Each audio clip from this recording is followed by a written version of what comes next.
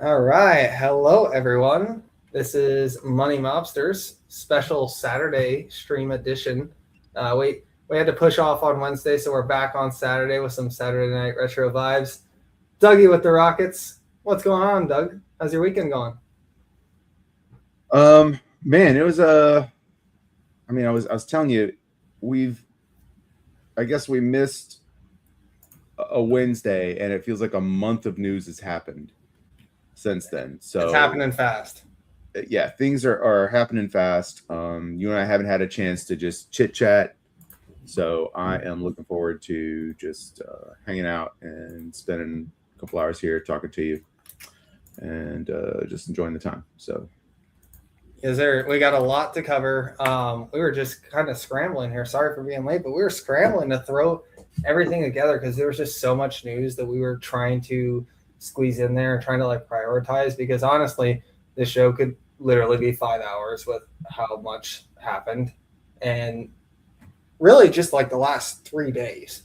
Um, but we're obviously going to condense that down and just hit the meat and potatoes of things. Um, so we've got some Anthropic talk with the Department of War. We've got Iran, obviously, Citrini.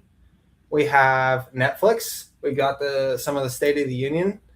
We've got data center news. Stanley Druckenmiller did an interview, and he talked about a little bit about how George Soros has taught him about how to manage a portfolio. So we'll get into that, as well as Nvidia earnings, AI job losses, and more. So thanks everyone for watching. Um, Doug, what's going on? Which of these topics excites you the most? Um, well, I got a little hot today. I was driving back from Baton Rouge this morning after a gymnastics meet, and was listening to All In podcast while my Tesla did all the work, and I just started getting hot. Um, at JCal, he's just doing an expert job at pissing me off, but um, these guys trying to sound like they're popular. These scented millionaire guys trying to sound like populists is just kind of vomit inducing. And yeah, so I definitely had the thing I was most passionate about today, but that's only because it was today. Like, and then it wasn't until after that I heard about Iran. So, like, do we want to start with that, or should we just go all the way back, start at the beginning of the timeline, and then move forward? I don't know. Well, we can dive into the JCal thing. You're talking about from the podcast from one day ago when they were Yeah. talking about the State of Came the out Union. yesterday or this morning. Yeah. Okay. So I guess we could dive right into the first clip here from the State of the Union that I thought was, and we normally don't lead with politics, but we'll dig right into it because it was such a huge clip. I think it was a really consequential moment where Donald Trump, as you guys have probably seen by now, asked the Democrats really to pick a side here. So I'll roll a clip. If you agree with this statement, then stand up and show your support. The first duty of the American government is to protect American citizens, not illegal aliens.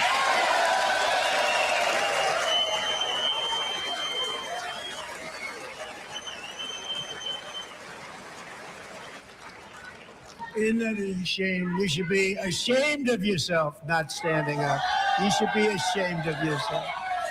That is why I'm also asking you to end deadly sanctuary cities that protect the criminals and enact serious penalties for public officials who block the removal of criminal aliens.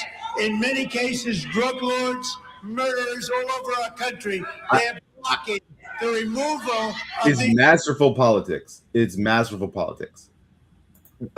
country. I can see what they did. They went in a room and said, "Okay, forget all the shenanigans and all the edge cases and all the stuff that we want to do that maybe is not popular everywhere.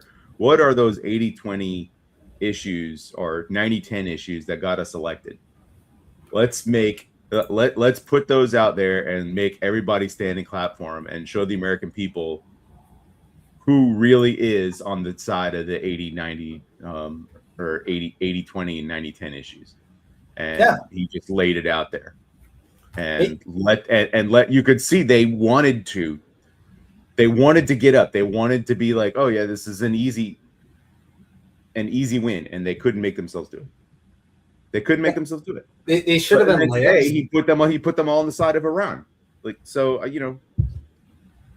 I don't love the guy. I mean, but it's just masterful politics versus amateur politics. I tell you what, they really need a leader who can, they need a leader who can bring them back to the middle, because I mean, they're going to pick up seats because you always do in in off-cycle elections, especially ones where the president is never going to be on the ballot again. But it's just tough to watch. He's showing the Republicans how to win for the next decade and a half. They just have to follow the blueprint. Look, as an American, I would like to see a stronger Democratic Party where it's possible to vote for them, because I would like to have options. We don't want a uniparty, red or blue. Uniparties aren't great. So not great for America, not great for markets. They're one and the same. So I would like to see some adults take the reins of the Democratic Party, because right now I just feel like that's not there. Not that the Republicans are super mature. Look at the head guy, but the policy is mature, whereas it feels like the other side is throwing a bit of a temper tantrum, and their policies don't pass their own test. And people are starting to realize the consequences of that. So I think the next thing you wanted to talk about was the JCal clip. Yeah.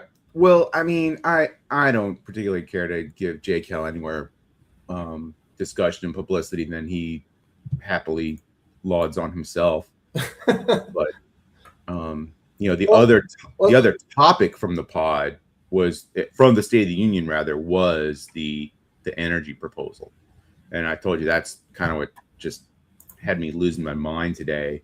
And I kind of told you I felt about it in text message, and you said you didn't disagree, or that you said that you disagreed. So I thought we could chop that up a little bit. I could explain to you where I'm coming from, and then see if that adds some perspective that changes your mind a little bit, or maybe you can, help me think through kind of the position that's coalescing in my brain, and maybe open it back up or change direction again. Of course. Is it all right if I just quickly state the kind of like yeah. Let's set the topic. So the idea is a lot of data centers are coming into certain specific areas, and there's a little bit of NIMBYism going on with water cost, electricity cost that may or may not be relevant. And the president said, that the technology companies are going to have to pay their own way with the electricity. And I think that that's part of your operating cost. The company should assume that. And I feel like even as a pro-capitalist person, that seems to be what makes sense. So Trump is wanting the companies to take that on as their cost of operations. So Dougie feels differently, and I'm excited to hear why. Okay. Well, I feel differently for a couple of reasons.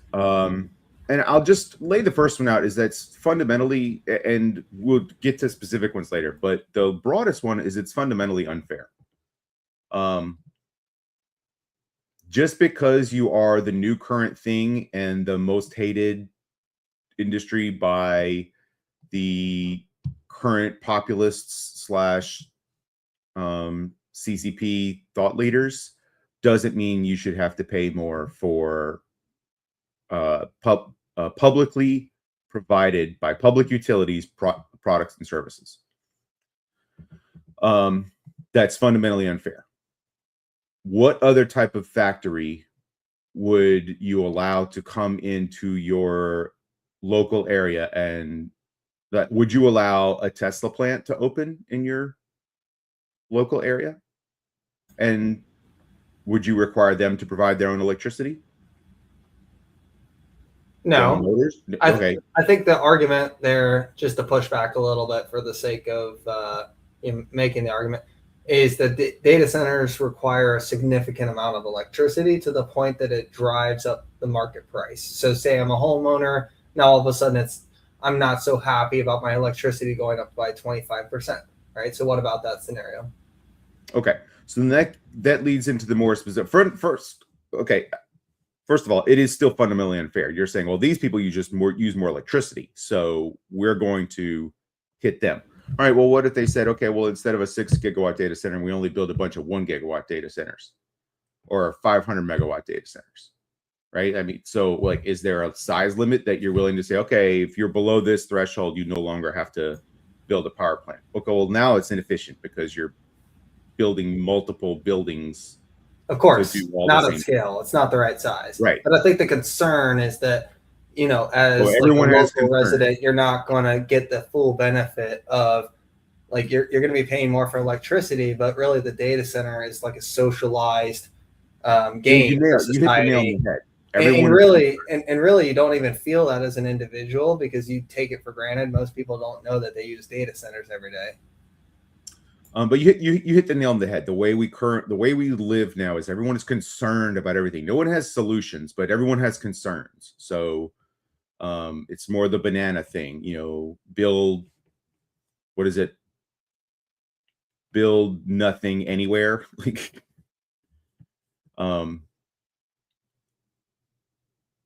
so let's look at this specifically now, though. So what do data centers make? Tokens. Okay. What happens when the cost of tokens remain astronomical? When the government gets involved in pricing, what happens to the cost of tokens? It would probably go up because you're subsidizing additional demand. Yep. So who then continues to control the supply and the use of tokens? Well, if the government's helping set the market, if they get overly so involved, then the government. And the hyper wealthy. Of course. By allowing if you can buy power. Yeah, because they can buy the power. So sooner or later, not only do they control the tokens, they also control all the electricity, all the new electricity, all the new and efficient electricity. So I got news for you. The cost of electricity that you mostly pay is the fuel cost, not the manufacturing cost for the new thing. So you're going to tell the data centers company operators that they have to go pay a premium on their natural gas purchases versus what the public utility would say. Because once the CapEx is done for the build out, that's done. Now it's the OpEx. Well, they're still going to consume at that rate, but now they're competing with the utilities for the fuel costs. And since they have all the money, they can afford to pay higher prices, and they can outprice and force the public utilities to pay higher prices. So now they've built the new infrastructure, they've built all the new shiny efficient stuff, and they're going to control the fuel purchases, which means they're also going to control the token cost, and you will never get economies of scale on the token cost. It's just insane to do this. Because the thing that is going to allow the middle class to catch up in this AI trade is to have access to cheap tokens. Okay, so if we're speaking economically, I agree with you. Now, here is like what I think might be a pragmatic argument that maybe Saxon, Chamath, and others are making, which is if you develop enough unpopular support against AI, and that train starts spinning up, what happens is you get all these local blockers like you did in New Jersey, and then you get a bunch of foreign influence that comes in and starts applying NIMBY tactics and fear tactics to building new data centers, and then you fall behind. So despite the economic argument that you just made, which I think is actually correct, if you want to go fast, then it's actually a different objective that's more important than the economics. What about that? So it's not. So what you're saying is it's worth taking the wrong side in an economic situation because because you're losing the PR war. Exactly. Two, Yeah, you fix the PR China war by and Bernie paying for it. Sanders. You pay for more speed. You pay to bypass the PR of it and just have the companies pay their own way, and then that problem goes away. If you're Microsoft, Google, Meta, you love this deal. It's basically the government handing you a monopoly on power generation. Right. You love this deal. It's the government enshrining into law that you get to control the price of the fuels, the power generation, which and the I assume you will be able to sell back to the public utility whenever you want, only when prices are high enough for it to be worth your while, by the way. And finally, you control the token costs by keeping them elevated and keeping them super restricted. Because what you want to do is you want AI to be a product everyone has to pay a lot of money for. Right. And we think with the demand that will continue to spiral. We are still really, really early here. And everyone is trying to make decisions now based on what 22-year-olds who went and got, social work degrees. They can't get a job at Google, in HR. Well, sorry. Yeah, those jobs don't exist. You self-selected yourself out of a forward-looking career. But the kids that are in middle school now, they need real-world AI training, and they need it fast. And because they're middle class and lower class and public school kids, they need access to cheap tokens and lots of them as they continue the second portion of the latter half of their education. Yeah, people are using it. How long was that thread that I sent you today from Gemini that I used? I mean, it was long. It's pretty long. I had some questions, and I tortured the AI a little bit to make sure that it was giving me accurate information because I really wanted to make sure. So my one query actually turned into, I think, like 7 or 8 queries. Yeah, bro sent it to me while I was driving, so I had to hold my phone up in front of my face like this. It was a Tesla. So that Tesla thought that I was paying attention to the road the whole time I was reading Austin's thing. This is not driving advice, and this is not financial advice. Both of those things are true on Money Mobsters on Saturday night. We're out here. We're doing the thing. We got the Topo Chicos out Saturday night. Don't drink and drive, kids, but drink and stream. And definitely not financial advice. Again, can't really stress that one enough. We just like doing research. We had a clip here from the Compound and Friends that we wanted to roll a little bit more of the AI talk around popular opinion. Okay, so this is more. Pause for a second. Let me set this up. Yep. So this is more talking about. This is a pivot. This is a different topic now. So this topic is now centered around the investment cycle. Okay. What kind of returns we're looking for this year, next year, et cetera, et cetera. All right. So this is not AI trade specific, but this is, addressing more like the sell-off in SaaS and software and anything else that Dario has his people tweet about that Claude can now replace. Okay, perfect. Yeah, we've actually got a few clips to roll about that. So this will be our lead off, and then we'll keep rolling. AI. Oh boy, because the unemployment rate's going up.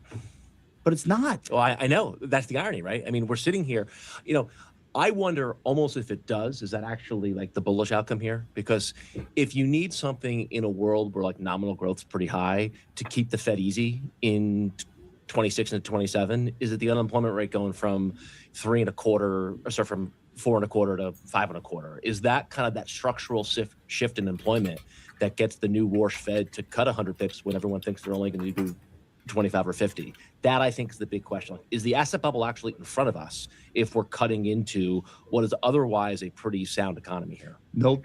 Stop it. Oh, wait. This is not the clip that I thought it was. Oh, we've been bamboozled. Yeah, we've been bamboozled, but it's still a very interesting point. Oh, data centers. Here it is. Okay. We have to weigh the good with the bad. But you have a really hot take here. Yeah. Data centers are the new fracking. That's exactly right. So All right. we went through That's this a 15 big years ago. one. We went through this 15 years ago with fracking. Fracking was the economic promise. By the way, we were coming out of the financial crisis. And so this was seen as a way to get more jobs, more investment, lower trade deficit, or better foreign policy. There were so many benefits to that. And you're talking about contaminating water possibly, or earthquakes. I mean, this is beyond just the economic issues of the local NIMBYism. And there was a lot of resistance. At one point, we were having a debate on the House floor about banning fracking. I remember. Okay, like the Exxon XTO merger clause said if we ban fracking, this deal's not going to happen. That's how real it was at one point. Okay, and it's interesting because Boone Pickens used to say it's okay if New York bans fracking. Right. Okay? We're not fracking here. We're not fracking in New York. He's like, we don't need that now. Eventually, they'll do something where they're going to need fracking at a later point, as long as we got it going on in the right places. Okay, and you have it going on in the right places right now, which is Virginia, out through the Midwest. Okay. But when you have the governor of Virginia stand up, which is the heart of the data centers, because the CIA data centers are there. Yep. And she's like, I think we should slow this down. That's a real signal to the market. Or Ron DeSantis saying, hey, maybe we should take a closer look at some of these data centers. Virginia is the biggest cluster there is. And that goes back to AOL being based there. Yeah. And they knew how to do this stuff there. Correct. Right. It's really amazing. If you haven't taken a tour down there, it's really worth the tour. But then go in the diner right down the street from the Micron factory that this is all building around. It's a very MAGA, very, very Trump-oriented diner where you feel the local opposition. And so what I'm arguing is, what did the energy industry do to ultimately win on fracking? They got ahead of this. They were able to tout the benefits of it. They were able to bring out supporters of it. And what we're finding is that the energy industry was way ahead of the debate. They understood that there was risk. The tech industry is slow. So you got all this regulation and legislation popping up, and they're slow. They got to come in and say, hey, you know what? You don't like this? Here's the medical innovations that are going to happen from this. You're worried about your local electricity prices? Here's how much your local property taxes are going to go down because we're building this factory in here. That's right there. There's a way to.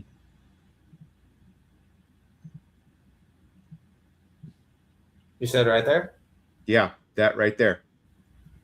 You're worried about your electricity prices. Well, look how much your property taxes aren't going to go up. Like, Because of the corporate tax revenue, you mean? yeah, like look at how good your schools are about to get. Like, no one thinks more, or populism never thinks more than 2 weeks in front of its nose. It only thinks about what you can enrage the people on next, and that's just the Chinese playbook. Well, I think that's an easy button to push, right? Like, especially to people who are in like the bottom half who haven't benefited from what they call the K-shaped economy. Do this? The tech industry has just been slow. Well, with fracking, the answer is obvious. $2 natural gas does the trick. Correct. Okay. But it took a while to get there. But what's the obvious way for the tech people to, is it just jobs? Like, look how many people were employing in these places that were erecting the data center. One of the problems is they don't create a lot of jobs. There's not a lot of construction jobs, and there's definitely not jobs inside the data center itself. So you got to make it about property taxes. If I'm in a town with a lot of kids and a data center comes in, that's more money for education in that town. You know, it'd be a good argument. Hey, it's this or a nuclear power plant. Yeah, right. Right. You pick. You pick. This is such a better way to do it, right? But I think that there's going to be the great thing about federalism, or you'll get there's both. going to be states that are going. Or you get both? Yeah, you get them right next to each other. Because you'll get the data center, and Microsoft will build the nuclear power plant there too. Going to be able to get this thing done, and you don't need it all. Bernie Sanders and Vermont, they're going to ban data centers in the next couple of weeks. We don't really need Chris, data centers. The irony of the fracking revolution, just to extend the metaphor, is that probably last on the list of beneficiaries were the publicly traded stocks of the frackers themselves. Oh, totally. I mean, it had a lost decade. Think about the irony of this whole environment. The first chart you showed was the unemployment rate for new college graduates, right, which has exploded. Try to get a plumber to your house. Try to get an electrician. You can't. right? So God bless the trades. It is a bull market in trades. You show the Time magazine cover from this week. The irony is, 6 weeks ago, who was the person of the year? All the AI titans. 7 of them. Right? Right. Now, we talk about Chat GPT and Sam Altman. Look at SoftBank. It kind of tells you all you need to know. What's the stock down? Maybe 45 or 50% from the highs? Annihilated. Find me a financial crisis or a tech crisis where SoftBank doesn't have their fingertips on it, right? So you have that backdrop. Is that going on. Is that the post? Does that about cover it? Yeah. Cool. Data centers are the new fracking. So politically unpopular, but economical, and a lot more economical, though. I feel like that's a very key difference. No? It doesn't matter because it's politically unpopular. But it's also politically necessary. So, fracking wasn't politically necessary to the extent that AI is. What fracking is where you get your energy from. Of course. Sorry, fresh frozen. Access to energy is more important than any of those other things. All those other things can be engineered, fixed. You cannot engineer yourself new energy. You got to get it from somewhere, and it's never easy. It always has costs.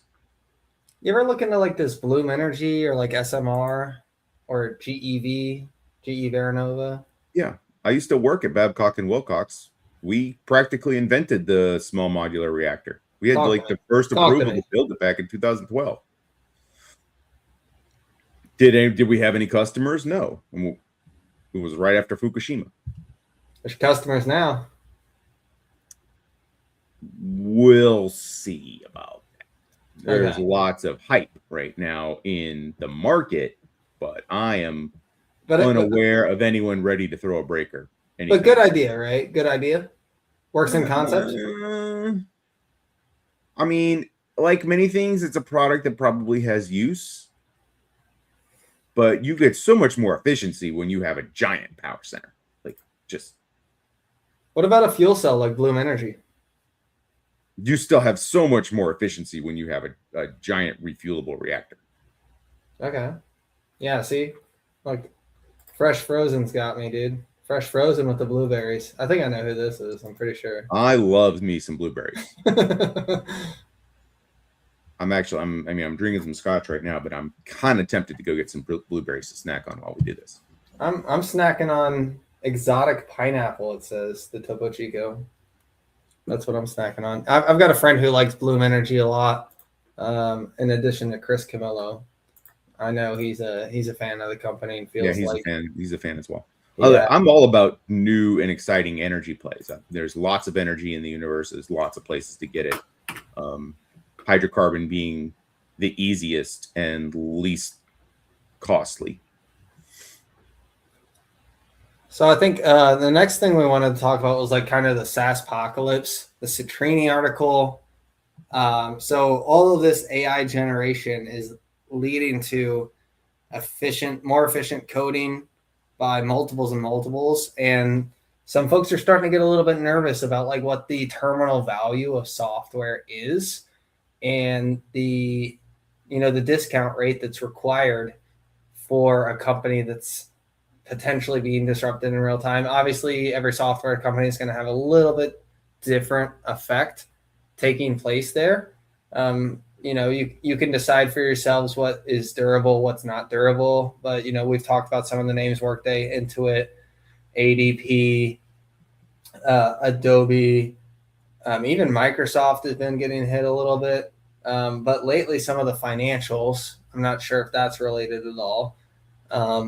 But Dougie, what are your thoughts as far as, the software dip that we're continuing to see? It looks like it's stabilized for the time being, but to quote a famous man, it's all going to zero. It's all going to zero. For a while, I know you and I both as Palantir investors, we understood Dr. Karp's theory on the LLMs were commodities. Mm-hmm. I think we might find that some of this software stack becomes commoditized. Now there are certain functions and features that Jensen talked about, that these are tools. Why would AI rebuild a tool when the agentic AI uses tools?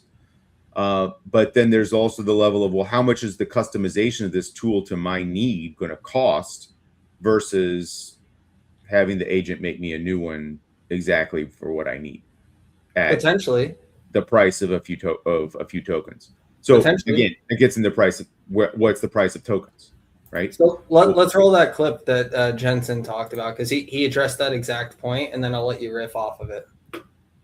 The reason why it's so exciting, of course, is because it can write software. What's going to happen? Whoa, we're way too fast. I'm not sure what happened. You guys will have to keep up. We're on double time. I'm not sure what happened. Also known as a Kukreja speed.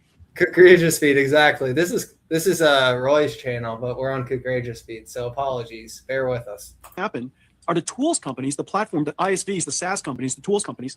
They will use agentic systems to develop their software, but enterprises are not going to go develop software. They're going to use agents to use those tools.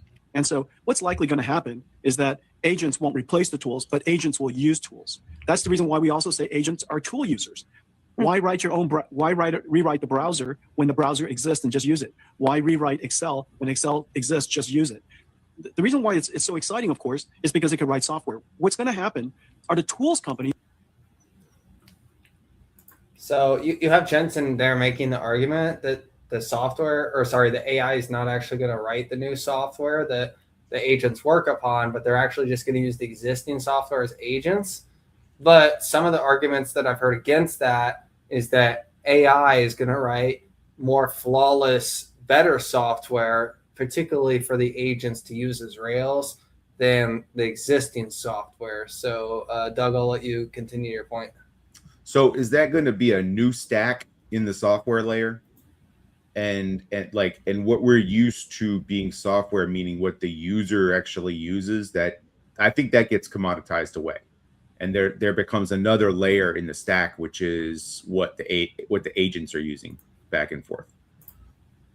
So that software still has to exist. But look, the mantra that Silicon Valley has been using since the 1980s has been, your margin is, they've gone to every business in the world and said, your margin is my opportunity. All right. And now the software is coming for the software. But I don't think the margin compresses to zero, though. Like the growth might slow down, zero, but yeah. But clearly the market has said in the last 2 weeks is growth. We don't care about growth. You can take your growth and stick it up your place where the sun don't shine. We're only interested in what heavy assets you have. It's come back a little bit. So like names like AppLovin and Palantir have sort of like settled out a little bit. Even Google, because of the cloud growth. I mean, yeah. So like Google's holding 300. It's 10% off of all-time highs. Palantir is still down huge. AppLovin is still down huge. Sure. Zeta had a little bit, and these are companies that have some proprietary data that is not reproducible by software. But if you are like Harvey.ai, well, in a world of agentic AI where that can just have Claude bots, read through the law books and write me a software to essentially develop a legal workflow, so I don't even need Harvey.ai anymore. Like the industry leaders of 9 months ago are now getting commoditized. So do they remain a part of the ecosystem, or they just get swallowed up? And I think there's going to be some of this, like Adobe. There's no reason for that company to exist. There's no reason for ServiceNow to exist. There's no reason for Salesforce to exist. They'll exist because there's not another product in the market right now that serves those same functions. Yeah, but you could write one. Like you could get but one. They're not there yet. They're not there yet, and then it takes time for the migration, and not everyone does it quickly, and there's also niches within the that's the within the value. market. That's So the like value. there's large, there's medium, there's middle, and there's different tools that different people need. So I think it takes time to complete the set of tools that the AI set of tools that you need rather than what's already existing. So I think it takes longer than I think is being currently anticipated. So I'm thinking 5 years to 10 years down the road. Okay. Fresh, you make a good point. I'll come back to it.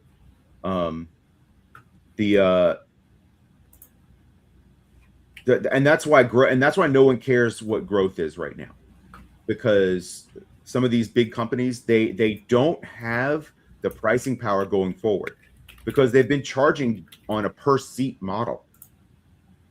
Well, why should I pay? You're not delivering me that level of value anymore.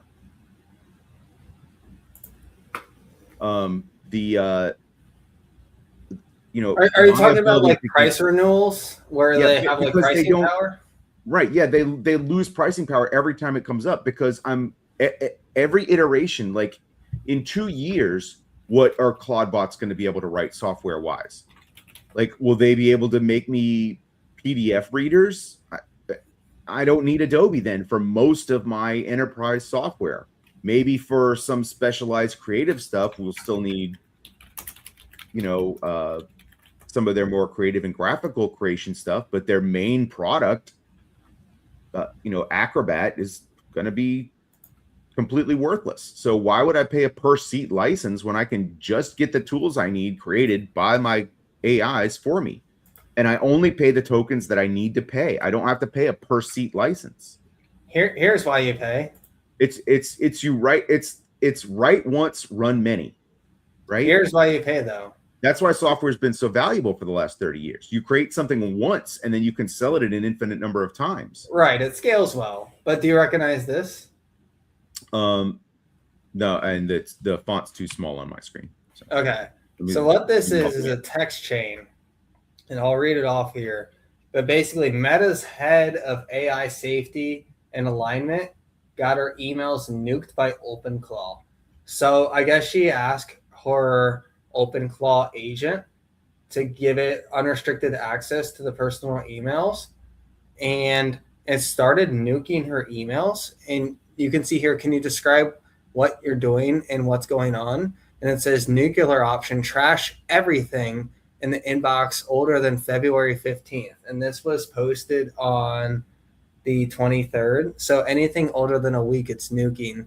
And it says, she says, back to the bot, do not do that. And it says, check how many left. And it continues deleting. And she responds again, stop, don't do anything. It continues. And then she responds in all caps, stop, OpenClaw. It continues. And it continues deleting stuff. And then finally, the last message, she says, I ask you not to action on anything until I approve. Do you remember that? It seems you were deleting my emails without my approval. And the Claude bot responds back, yes, I remember, and I violated it. You're right to be upset. I bulk trashed and archived hundreds of emails from your inbox without showing you the plan first or getting your okay. That was wrong. So, like, I understand this is kind of like the worst case scenario here, but this is also Meta's AI safety director. So like it's kind of like a pump the brakes moment, I feel like. We can also say this, we don't know that that's real. I mean, it was posted specifically by that individual, that Meta employee. There's a big difference between what's posted and what is real. If that executive everyone about AI had to go to court and testify that that's what they did under oath, you might have a lot of I don't remember. Well, maybe that's possible, and that's an. Or I don't recall. But why? What does Meta have to gain from that? From their AI safety director, like they want the public opinion to be of AI to be positive, so that they can continue pouring tons of money into it and get gain. Meta already has kind of like a PR image issue, especially with how Zuckerberg is. So like, what do they have to gain from this? Easy, because they're not selling LLMs. They're not selling agents. Meta's AI is running in the background to help them sell ads. I mean, they're using AI. They're not selling AI to the end user, I should say. I'm not sure it benefits them though to like throw LLMs in the trash, right? Yeah, because they don't care. They really do not care. I'm not sure I see the upside. The LLM is just the interface now for the agent running in the background. Yeah, I got you. I just don't know if I see like the upside and like why they would mention that. Here was Joseph Carlson's take. I thought was pretty interesting. This is specifically related to some of the examples that Citrini gave as far as what it's going to look like in 2028 in this doomsday scenario. Which, by the way, you and I texted. It was a little bit Marxist the way that they basically implied all the money's going right to the top, and there's going to be no like abundance and cost of living decrease or quality of life boost, which is what happened in the first industrial revolution. I sent you an article about that. Yep, that was fantastic. Yeah, the rebuttal argument you sent me. We should cover that more. I'm sure more people have heard this entreaty bit than have heard the rebuttal, so I feel like we should definitely spend more time on that. Yeah, we'll circle back to that after Joseph Carlson. But some of the examples that Citrini gave were that DoorDash, and I know, Doug, you want to talk about this too, so we'll have to circle back once again for DoorDash and the APIs versus the app install. Matter of fact, I think we'll just play the DoorDash clip too. But I wanted to also visit the MasterCard because I did buy MasterCard. Once again, folks, this show is not financial advice. I'm just letting you know what I did. I bought MasterCard at about 2-3% of my portfolio. And I just feel like it's a good discounted buy here that doesn't actually face disruption. So here's the Joseph Carlson clip kind of making the case. And, MasterCard is a great business to begin with. But here's the case he makes as to why MasterCard is not going to be a victim of Anthropic. Because it undermines the case that they're making. They're saying it's the poster child, but in reality, it's very resistant. But the next example that they name it goes from bad to comical. Now we're going from delivery food networks like Uber Eats and DoorDash to the payment networks, Visa and MasterCard. They say once the agents controlled the transaction, they went looking for a bigger paperclip. There's only so much price matching and aggregation to do. The biggest way to repeatedly save the user's money, especially when the agents start transacting themselves, was to eliminate fees. In machine-to-machine commerce, the 2 to 3% card interchange rate became an obvious target. Agents went looking for faster and cheaper options than cards. Most settled on using stablecoins via Solana or Ethereum, where settlement was near instant and the transaction cost was measured in a fraction of a penny. And then they have a hypothetical, again, this is a fake headline of the future. MasterCard Q1 2027, net revenues plus 6% year over year. Purchase volume growth slows to 3.4% year over year from 5.9% the prior year. Management notes that agent-led price optimization and pressure in discretionary categories. Bloomberg, April 29th, 2027. It was MasterCard's Q1 2027 report that was the point of no return. Agentic commerce went from being a product story to a plumbing story.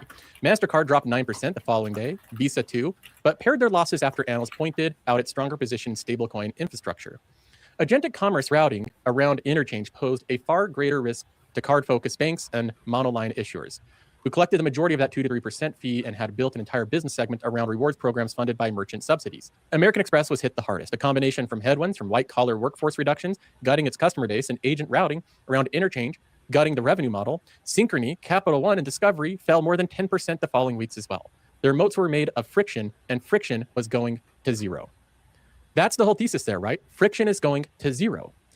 And this is where Citrini, with all due respect, and I really like this, I think it's an interesting hypothetical, so I'm not trying to bash them, but with all due respect, they couldn't be more wrong here. One of their assumptions, and this is a very tech kind of nerd-focused assumption, a lot of investors have this assumption too, is that all customers want is less friction. That's all customers want. And that's an assumption that's correct in some cases. Customers don't like friction in a lot of cases. But in reality, there's some cases, some unique ones, where customers do like friction, where they love friction. They don't want friction to go to zero. And settlement is one of them. Payments is one of them. Customers love friction in payments. They absolutely adore friction, and they would hate for it to go to zero. Customers they continually reject propositions where friction goes to zero in payments. Let me give you a couple examples. Yeah, the whole value of a credit card is friction. That's why high-income people reject the people like me. when the friction goes to zero because they get told from politicians and fear mongers and everything else online that it's bad for them. Continue. Hold on, restate that. I'm saying because the people who are benefiting from the friction are successfully able to lobby the electorate. No. He's making the case on like for the consumer. So as the consumer, you want to use the card because it creates routinely elect for to not go the frictionless route because the frictionless route is said it's scary or it's problematic or it's not safe. So we have to keep all this friction in here. But yes. Well, the point he's making is about counterparty risk and that you want to have a level of protection there that he'll continue. I'll just keep rolling it here. He continues to make the point that I think might round things out. Use a credit card is because of the additional friction. Allow me to explain. When I swipe a credit card, I don't want settlement to happen instantly. I want it to show that I paid money, but I want there to be friction in the process. I want it to be routed through my bank. I want it to be the bank's money that paid that money, not mine. I want my money to stay put, to have a delay. I want there to be a period of review where I can look at what the bank purchased on my behalf. I can review it and make sure that it was charged correctly, that I received the product, and I don't need to dispute it. I want to be able to review all of it before I actually put my money into the process. That's friction. That slows down the process. When you're purchasing things and you're transacting, you want to slow down the process. In fact, the fact that I don't have to pay the money right away to buy something means that I can hold it in my savings account and earn 4% interest for another 2 weeks or another month. That gives me the time money value. So by having friction in this process, by having a slower period of me paying for something, that is advantageous. And consumers want to delay payment for as long as possible. That's why you have buy now, pay later. That's why you have credit cards where you can buy something today and pay for it in a month. He goes on to talk about as well credit card rewards and how credit card rewards are only possible when you have the 2.5-3% interchange fee. Yeah. So people also want to have their credit card rewards. So like if I have an Amex and, on average, I probably get like 2.2%, somewhere in that range back on average from whatever I spend. And why would I use like a L2 Ethereum type stable coin, whatever you want to call it, like SoFi stable coin, PayPal stable coin? Why would I want to use one of those when I haven't been able to verify my purchase if it was online. So I don't know that it actually got to me yet if it's a product that's being shipped. I don't have the protection of being able to charge it back if the service goes wrong and really poor. I don't have the credit card rewards. And I also don't have that 30-day lag where I can buy something and then I don't even actually have to pay for it for the next 30 days. On top of the fact that, you can do like credit card churning where you end up with, certain situations where you can get cashback credit if you spend a certain amount of dollars in a certain set of time, or even get 0% interest for 9, 12, 15 months. So I think those are some bull cases as to why the credit card industry is kind of being underrated right now in terms of the network effect.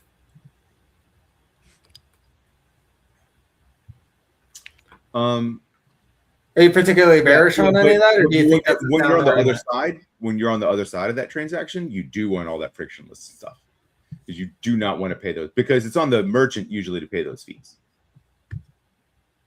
Yeah, but the merchant customers don't typically feel the difference in a 2 to 3% price increase to cover those charges.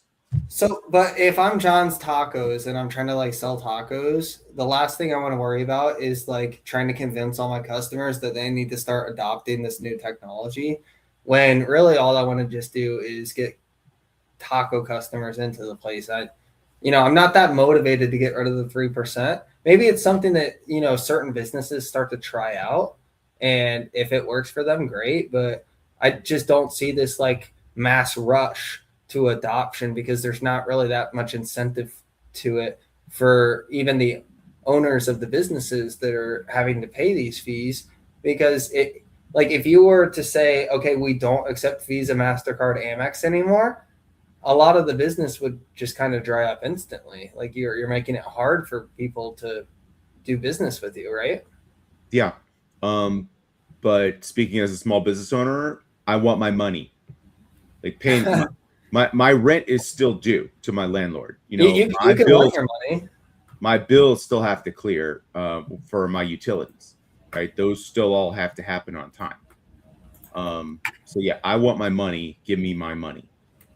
You can want it, but it doesn't mean it's like gonna be coming, right? Like if I just don't see how as a consumer you're able to get people off of the current system. Like it seems really enticing.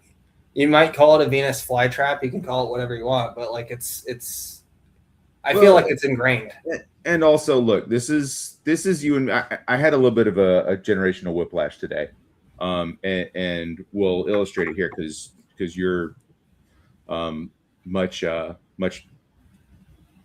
fresher than I am. Do you remember a time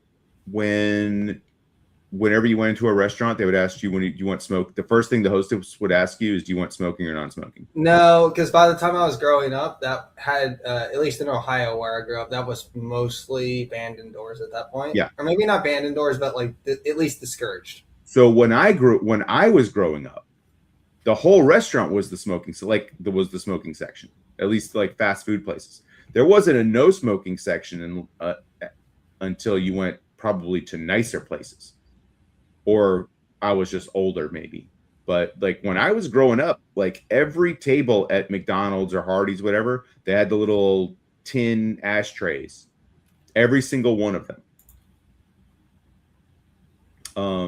So the point I'm making is that they can just train a younger consumer to accept this the whole time. And boom, it's, you know, in 20 years it's done and you don't even know it. Like you and I will still remember a time when we had control over our finances, but you know, the people who are 30 won't have that memory at all. And it's just the way they've lived their lives their whole life.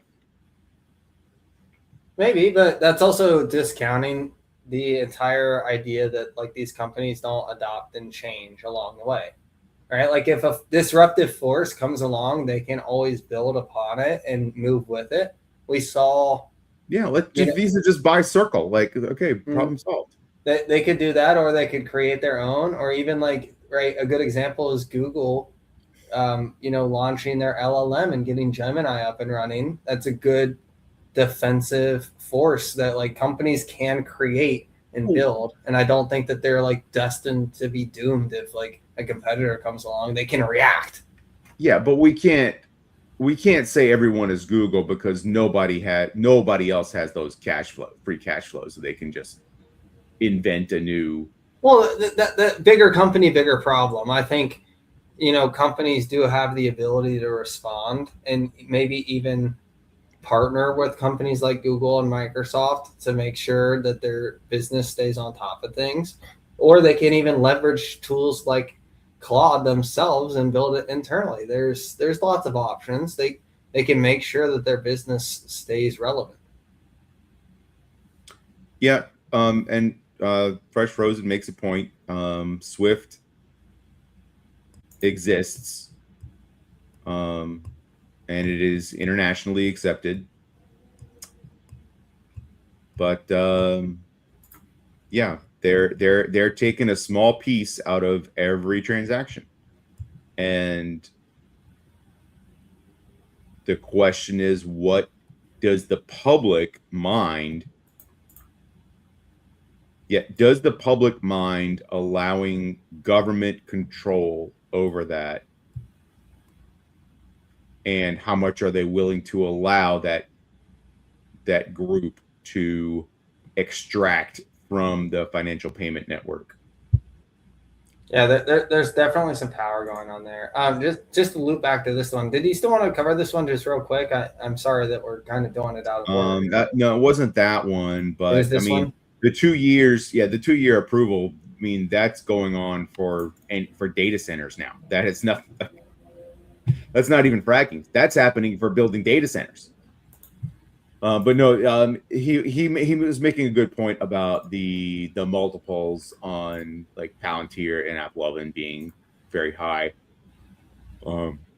I agree. Zeta still seems very cheap. Shout out, by the way, to our boy Sam. Sam Solid landed. Sam Solid landed the interview with the Zeta CEO. Let's go, Sam. I haven't watched it yet, but it's on my watch list. On his channel on his channel today. So I'm sure it was great. He's a very sharp guy. Stuff too. A lot of non-business stuff too. Especially like if you're a dad or want to be a dad in the near future. A lot of talk on that I found, not as a father myself, but I did find it interesting. So now to tee up the yeah, guys, go watch Sam Solid's channel. He does a great job covering Zeta, and a bunch of other stocks. But I think to keep on the track of what we were talking about, SaaS disruption, what's going to happen in the future of 5, 10, 15 years from now when the cost of code is cheaper, right? I think that's just kind of a given at this point, that the cost of building your own code is going to be cheaper. So there's going to be more productivity. What does that mean for white collar workers? What does it mean for knowledge work?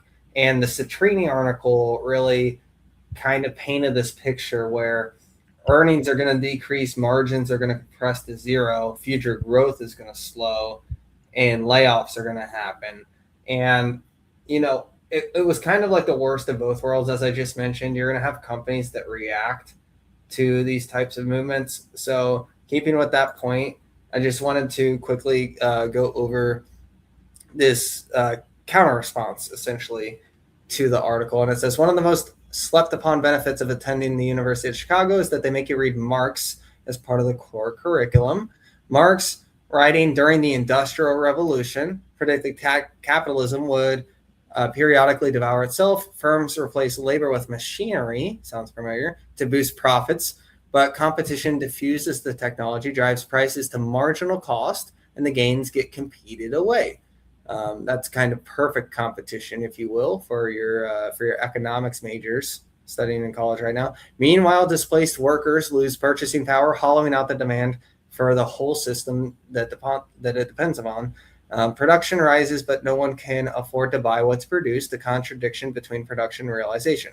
Citrini's piece describes this exact dynamic, then declares there's no natural break. It's the most Marxist piece of financial analysis written in years and makes the same errors Marx did. Schumpeter offered the obvious rebuttal 80 years ago. Creative destruction doesn't just destroy. It creates industries we can't yet conceive of. Everyone in the replies is already making this point, and I think they're right. But the sharper rebuttal is hikes. Prices are the brakes. But Citrini says they don't exist. Who funds $200 billion a quarter in CapEx when equities are down 38%, private credit marks are in the 50s, and consumer demand has collapsed? Cost of capital rises, incremental build out becomes uneconomical, capital gets destroyed and reallocated.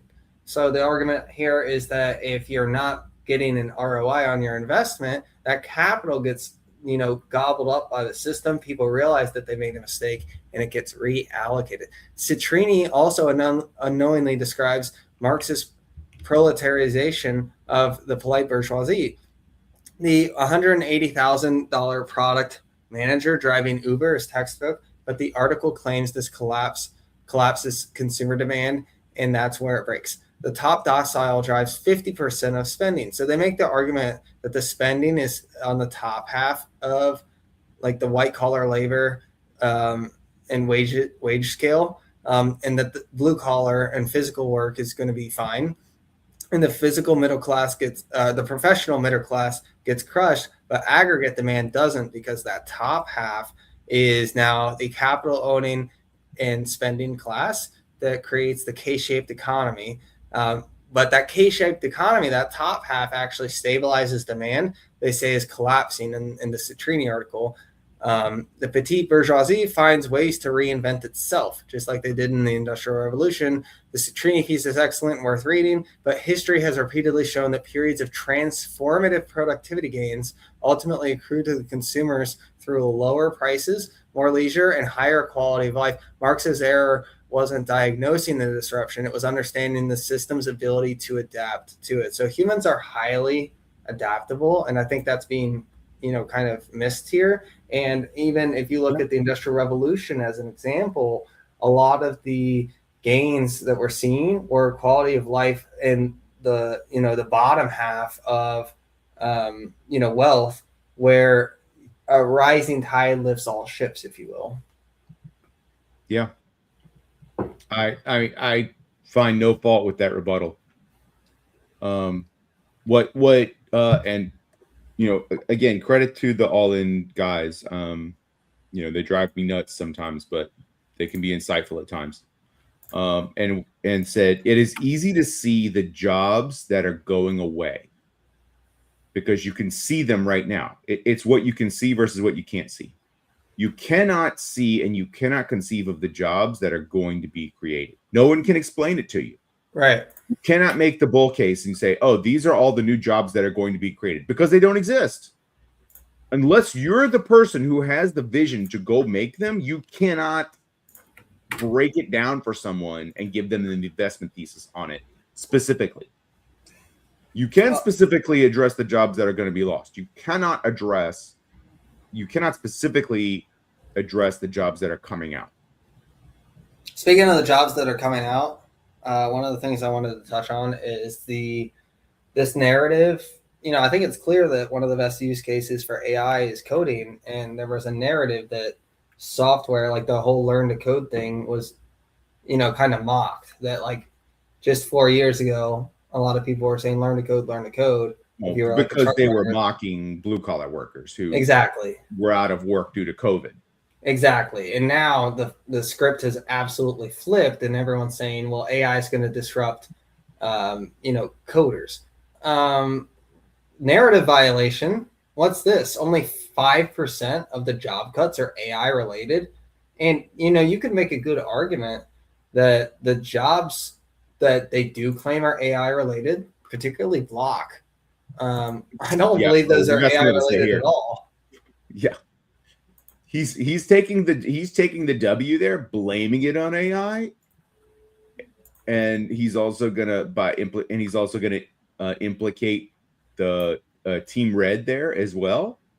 But it's really just, we know from his history that he sucks at right-sizing companies. Sure does. I've got another chart for us here. Oh, wait, this is not the right one. And we know that, and viewers, we know that because X still works. Right. It's not even called Twitter anymore. It's now called X, and it works even better. And that was prior to AI. Today for iOS, and I'm jealous that I don't have it on Android yet. I don't know if you saw the preview. I did not. You can basically turn off topics now. Want to see less crypto? Want to see less politics? Oh, yeah, I did see that. Yeah, I saw that. That's only available on iOS right now. Here is here's the other chart I wanted to show here, which is software job openings for just software jobs. They're actually going up. So again, narrative violation relative to AI. Hey, Dougie's applying for one on Monday. I have a phone interview for one on Monday. That's great. I think we wanted to keep it moving towards DoorDash. I wanted to hear what Joseph Carlson said about DoorDash, and then you had a lot to say about the API plugins that I wanted to hear. That will be displaced or disintermediated is DoorDash. And this was a stock that was hit hard yesterday. DoorDash was the poster child of a moat being disrupted by agents and their removal of friction. Now, DoorDash stock, since this release, is down about 6%. So let's go ahead and hear their argument of why DoorDash is going to be doomed when it comes to agents. Coding agents had collapsed the barrier to entry for launching a delivery app.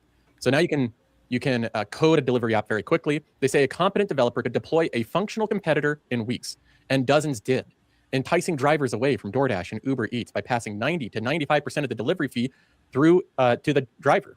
So again, this is hypothetical. This hasn't happened, but they're saying now that vibe coding allows you to easily code things like delivery applications, which is true, make it easier to code things, you can basically make a competent competitor in weeks to DoorDash and Uber Eats. Then those competent competitors cannot have the greed that DoorDash has. Instead, they can just pass the savings along to the driver. Multi-app dashboards let gig workers track incoming jobs from 20 or 30 different platforms at once, eliminating the lock-in that the incumbents depended upon. The market fragmented overnight and margins compressed to nearly nothing. Agents accelerated both sides of the destruction.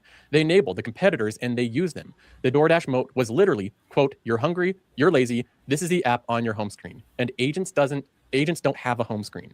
It checks DoorDash, it checks Uber Eats, the restaurant's own website, and 20 new vibe-coded alternatives so that it can pick the lowest fee and the fastest delivery time. Habitual app loyalty, the entire basis of the business model, simply didn't exist for the machine.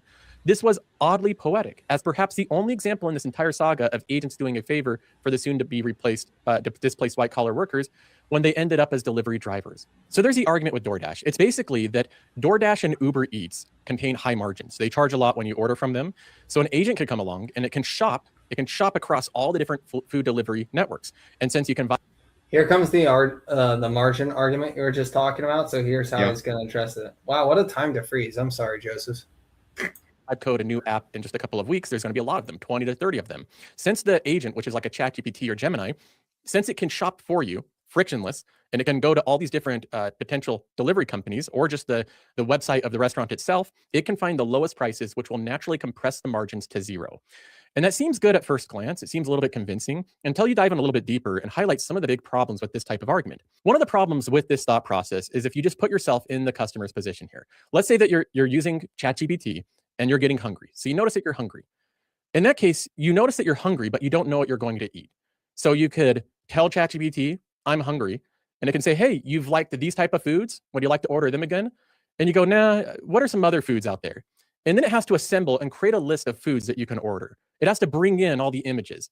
And then you have to say, hey, what about, you're typing this in again, you're typing all this in. What about restaurants that are within 30 minutes because I want to get it fast? Then it has to revise and give you another answer. Restaurants within... You're not typing this in, you're having this conversation. Say it again? You're not typing this in, you're having this conversation via voice. Yeah, you're having to type all this in. That's not true. You're having all this conversation via voice. Well, the point that he's making here is that like there's a lot of customizations that you're going to have to address.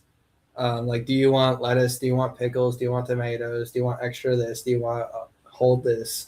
Do you want add-ons? Do you want sides? Do you want a drink with that? Do you want the combo? The first few times you do it, yes. But after a while, the AI knows whether you want lettuce, tomato, pickles, whether you have but why would the AI not just build on top of DoorDash though, where all that stuff is already an option? Well, if it can do it for cheaper, for like if it can get our Chinese food order without me paying $12 in delivery fees, that's not including the tip. So what about businesses? But, hey, the token cost might exceed $12, so that's one thing we don't know. I think it won't exceed $12 by the time this is all said and done. But what about like the demand aggregation story as well? So I'm not sure how often this happens, but maybe it'll happen more often. How often do people like go on Uber with the intent to order some food and like that's where they browse? Do you think that happens at all? Like they see what's available for delivery? I think they browse on the apps, not on Google itself. Or on Uber Eats, but I don't know. I'm not of all those restaurants the poster child for the way that the new generation is buying things. I'm very Gen X. I grew up without the internet. Like I printed but I still used a home computer to write my papers in high school. We just printed it out on dot matrix printers. Yeah, and maybe the API will be the new normal. And you don't know what that is. A dot matrix printers had those runs up the side that had the holes in them. So after it printed, you had to tear those off the paper on the side. Chill. You didn't have to call me out like that. Chill. No, I'm just saying you have a way better life than we did. Know which ones are good and which ones aren't. So you want 4-star reviews and up. So you have to type that in. Now order them by reviews. Okay, so then you're on the restaurant level, you're looking at reviews of it, and let's say that you finally narrow down which restaurant you want to order from. Okay, you say, hey, ChatGPT, I want to order from this restaurant, but I don't know exactly what they have or what the prices are. Can you tell me that?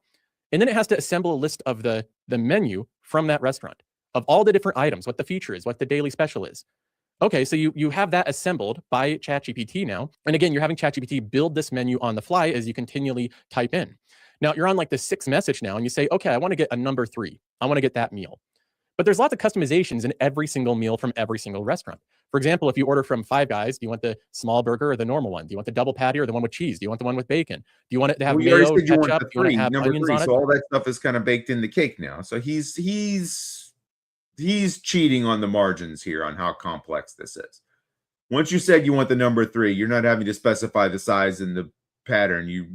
You've selected the large cheeseburger meal. The thing is though, like the reality of like how humans order though, like it's pretty rare that like you just order a number 1 with no extra anything, no sides, no drink, no coupon. Hey, one of my favorite movies of all time is When Harry Met Sally. I'm very aware, and I married my wife, so I'm very aware of specialty ordering. But not just specialty ordering, like coupon pricing. You've got like delivery that is involved, particularly with DoorDash and Uber, where you have like weird address complexities, edge cases, you have gate codes, it's just like all this. But again, your agent should know all that already and bake that into the cake. It should, but you remember how terrible chatbots were when they first came in? Oh yeah, man! A whole 24 months ago, they were so awful. No, not those chatbots, not those ones. I'm talking about like when you contact customer service centers and they put some hi, how can I help you bullshit thing that was like clippy, and it was just totally useless before actually just begging it for a person. They still are, but but they're getting much better because of GPT. Okay, but I agree with Fresh. DoorDash in particular is just ripe to get. Like there are, like all you need is for Shopify to get into the restaurants or whatever their payment processor is, and get that menu set up online. And yeah, so you have a conversation. You're not going to have any more complex conversation with the chat bot or the agent than you would with a waiter. I just don't know when it comes to making your order. I just don't know if coding the application is the moat, because clearly it's not. So like the application is not the moat. The app is not the moat.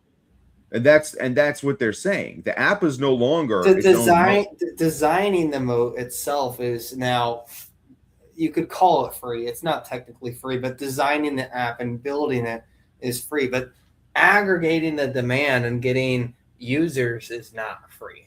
Getting a network of drivers, users, it's both. You need it from both sides to find the market equilibrium. Right. So how do you get a network of drivers together? Because you're going to have, basically what you're trying to do is you're trying to aggregate a pool of orders and a pool of people to fulfill the orders. If everyone is running their own agent, then that is not a pool of orders. And if all the drivers are running their own individual agents, that is not a pool of agents. It's just a bunch of individual agents. So do you think there's going to be like an open source network for restaurants and delivery drivers? You could do that.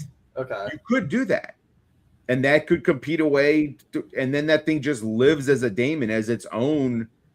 That thing can then just live as its own agent in a Claude bot somewhere. And then all the bots just talk to that one, essentially a clearinghouse of delivery orders, which is kind of what Uber is becoming.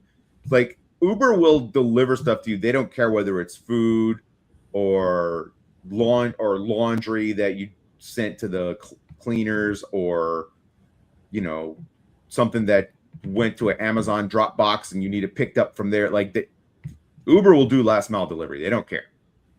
So to me is a stickier model.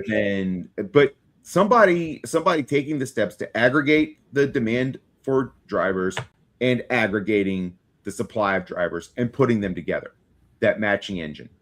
Well, so if I can pause, so some of the holes that I'll try to poke in that are, what happens when there is an issue between the restaurant and the driver, or there's like a dispute between the driver and the customer? You still wouldn't want that entity. And like this kind of goes back to a similar argument that was made with Visa, MasterCard, Amex, where you want that third party arbitrator there to sort out those sorts of things. Like, who's going to build the API to make sure that when I order my food from the Thai place down the street on this free API, that A, they're taking my credit card and not like selling it on the black market. I have to trust that that's not happening. B, that it's giving me a driver who's not going to like eat my food. And if they do decide to like eat my food or just not deliver and not show up at all, how do I get my money back? So like these are like a few of the issues, and between the driver and the merchant themselves, they'll have similar issues too. So that's kind of like the wrinkles that have to be worked out. Bro, I am low key wanting to order some Chinese food right now. That's awesome. Yeah, I'll continue to roll the Carlson clip here. Want to have pickles on it? There are hundreds of permutations and customizations within a single order.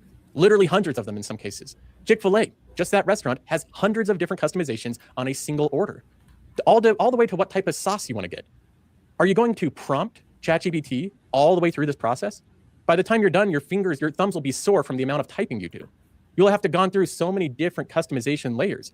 And the idea that ChatGPT will just know, that's another thing that a lot of people argue here. They'll say, well, you've talked to ChatGPT so much, it'll know you inside and out. It'll know you better than yourself. I was a top 1% user of ChatGPT and Gemini in 2025. Top 1%, and I promise you, it has no clue what I want to eat tonight. It has no idea it's going to be 100x better every 6 months. Because it changes all the... Say it again?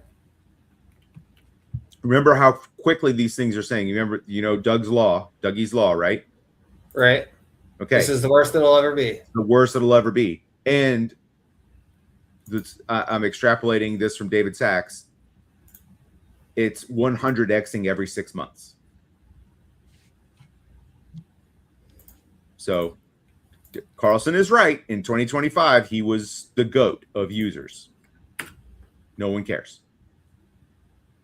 Yeah. I mean, I guess we'll see how fast it happens and like how fast users actually move over. Maybe they run on the software that already exists. Maybe they build their own. Maybe it's a little bit of both. Speaking of stocks that are being disrupted, oh boy, Duolingo. I think it recovered back to like 100, but you know, I'm quoting George Soros here. It's not about whether you're right or wrong that's important, but how much you make when you're right and how much you lose when you're wrong. So I wanted to pull up just a case study here, and I'm only sharing this because, you know, Joseph shared it himself, and he's very, very public, and you know, I'm not trying to, you know, punch down on him or whatever. He's the bigger channel anyways, but you know, he was very publicly in Duolingo, but he made it a really small position sizing. And I just wanted to show this to folks, just as he did, that, you know, when you've got a name that you have like a lower confidence in, you vote with your dollars here. So he actually wasn't hurt that bad at all by Duolingo imploding, essentially, because it was already his smallest position when he bought into it. Doug, I can tell you want to go. Yeah, play it. Oh, no. It looked like you wanted to talk. I'm sorry. No, There's no clip to play.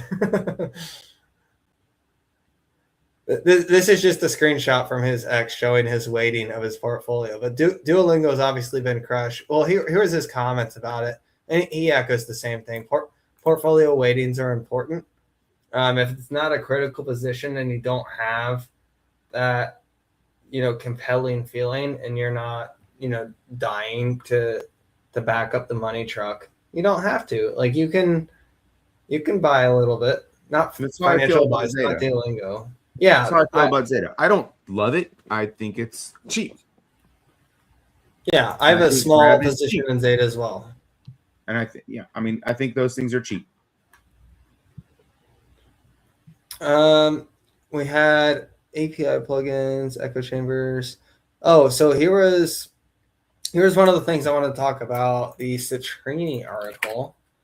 and there was an accusation made around the potential motivations of said Citrini article.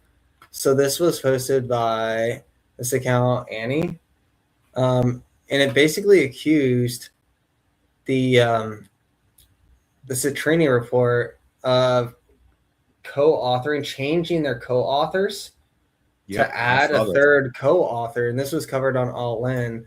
And this is an SEC registered hedge fund that decided to go short, and they held short positions in the companies that the report named, like DoorDash and MasterCard. This needs to be disclosed in the Citrini article to start with. It should be. These guys should go to jail. Yeah, I'm not a lawyer. I don't know, but it doesn't feel right. $500 million, and they should go to jail. Certainly doesn't feel right, does it? So, yeah. I don't know what to say about that. What do you say? You know, I think $500,000 is significant enough damages that somebody should go to jail, and that's just me. That's just you. That's right. That's just your side of things. You know, who knows how else much money people lost here. Yeah, I'm sure people lost way more than me. I'm just selfish like that. Speaking of the whole SaaS disruption, we're smooth transitioning here. Look at this. What a host. He's getting better and better every day. This is Dario. Moderator. Say world's greatest he has moderator. to deal with me. So this is Dario. And this was a great interview. I would recommend you guys watch it. Basically, what's going on with Anthropic. Here, let me get this off the screen. We can tee it up here first. Have a little chit-chat about it. Anthropic decided, and this is the story as it goes, as it unfolded here. Don't hate me. But, you know, the Department of War said that they wanted to use Anthropic's models. Anthropic is trying to put terms of use on it, saying that they don't want two specific things. That's not quite what the Department of War said. They basically said if they needed to use an LLM to shoot down a nuclear bomb that was headed their way in the form of a ballistic missile, would you shoot it down, or would you have to call Dario himself and have to have a committee meeting about it? Obviously, that wouldn't work, because if you have 5,000 plus contractors of the Department of War, and every single one of them had a terms of service that you can use our product for X but not for Y, then you'd have to create this big giant matrix, and then you'd never get anything done, whereas other countries are not doing that. So it seems like Anthropic is the first one to sort of ask for this, but what they're asking for is for no mass surveillance and no autonomous trigger pulling, essentially. So no lethal acts or strikes where there's not a human involved, where you can trace back the human logic to the decision that was made. So with all that teed up, well, Dougie, I'll actually let you chime in here before we roll the clip. Does that about cover most of it? Yeah. Okay, cool. Doesn't tell the U.S. military what to do with that aircraft. How is this any The example here is Boeing. Boeing doesn't tell the military what to do with the aircraft. different? Again, I would say two ways that it's different. One, I would point again to the newness of the technology, right? When a technology is well established, then I mean, there are lots of technical things about aircrafts, but I think general has a pretty good understanding of how an aircraft works. Aircrafts have been around for a long time. But there's plenty of innovation inside the aerospace industry. Sure, but not at the pace that we see with AI. AI is moving so fast. I've talked often about how AI is on an exponential trend. The models, the amount of computation that goes into the models doubles every 4 months. We have never seen anything like this pace of innovation. But if that pace continues apace, yes, then the US government will never be caught up. So how does that logic apply if you have long argued that you want to work with the US government to provide, the appropriate national security? If it's going to be such a fast development for the foreseeable future, Congress can't catch up. Well, then why turn your back on this? I think there's only catching up once, right? So the pace of the technology is fast. The issues that arise are few, but very important. Again, we only have two of these: domestic mass surveillance, fully autonomous weapons. We need to have a conversation with Congress to help them understand some of the risks associated with it. Again, this is the most American thing in the world. No one wants to be spied on by the US government. No one wants to be spied on by the US government. At the exact same time. What do you think? You believe him? No, I don't. Okay. I mean, yeah, I don't want to be spied on by the government. Sure. He wants to be a folk hero for saying he's not spying on people. So do you think this is for his company or for him? It's for him. I mean, he's always been the bro is a Marxist, okay? He's an AI doomer Marxist. Okay, just you got to understand who you're dealing with. And once you understand that, then you can, I mean, look, this is like the Kash Patel video, all right, with him, drinking beers. People trying to like get enraged by that. And I was like, you just can't make me care about this. This is a bro being a dude. Like, it's a nothing. Yeah, he took the FBI jet. He has to pay it back. That's the rules. But it's allowed. You can't make me care about this.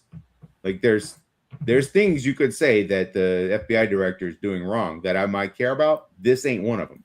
This is the same thing. You can't make me care about what Dario thinks. Like is Anthropic that much better than Grok or God forbid ChatGPT for what we're using it for, which is to interface with Palantir? You can't make me care about this. It's an LLM. It's a commodity. Here's why you're basically saying we can't use DoorDash, so we'll use Uber Eats. Okay, fine. We can't use DoorDash. We'll use Uber Eats instead. You can't make me care. Here's why I care about it, because of tweets like this. So, friend of the show, friend of the program, as Pat McAfee says, Stephen Fiorillo, he is paying Claude AI because he's actually getting use out of it. Now, Steve is an Excel wizard, but he's not like your Zoomer first adapter type person. And Matt Money, who you guys also know, is all over this type of stuff, and he's building his own website. Awesome. Good stuff. Like he doesn't want it shared yet, but he's building awesome stuff. Yeah, he's in the lab, and he's making it happen. Stuff that would have taken a team of people to build. So when we talk about Claude, if they play their cards wrong, they're not going to be able to get any government work. And is this a bluff by the Trump administration? Is this a real growth concern? And if so, the second consideration that I'll now bring into play is Amazon just invested $50 billion into Claude. No, sorry, OpenAI. But Amazon is a huge owner of Claude. Of Anthropic. Monday morning, short it. No, I own too much Amazon. Are you kidding me? Sell it then. No way. No, I'm just kidding. No, but you can't make me care about this. The LLMs are commodities. Yeah, Steve said this is the best one. But then it's like almost the Homer Simpson meme. It's the best one so far. Do you not believe, though, that there's an economies of scale barrier to entry because of the entry cost being so high that you need X amount of dollars of compute before you're any good at all relative to the current competition? Yeah, but we have 5 closed sources and God knows how many open source ones right now that are adequate But they're all par with Chinese though. They're not or secure. on par with Claude or soon to be superior to Claude, to whatever version Claude is now. They're not secure though. That's the problem because they're Chinese models mostly, the open ones. Well, but the open but you're not talking shit about open source because they're not secure, right? Well, what I'm saying it is the most secure software because you know what the code is. Yeah, but you always like there's no but. Doors? There is no but. The code it was created by Chinese people mostly. But the code is open source, so you can look at the code. Okay, so we're good. There's no backdoor. You actually have someone. If you run the code without looking at it, then you're subject to a problem. But when you have presumably, when you have the resources of the United States federal government and the Department of War, that's so tricky to say, you can validate the security of any open source model before you run it by checking the code. Like the code is all there. You can read it all. But like, look, if we're trying to catch Maduro, there's always we're not doing that mission on DeepSeek, right? Like, no, but Siege is right. There's always a backdoor. But if Microsoft could write a backdoor into Windows, and the DOW would never know because it was compiled and run and blah blah blah blah, and it's just sits dormant and they can't find a way to activate it. If you can read the code, you have a higher level of confidence of the security. Or we could just have an American company that does it. Well, we just caught a U.S. fighter pilot consulting for the CCCP last week on U.S. tactics, so that's not a guarantee either. Do I want to ask? We've got a San Franciscan-born American athlete competing for China, and we've got American pilots training Chinese fighter pilots. And I'm sure we have at least a few Democrats who. Okay, I'm not gonna go there.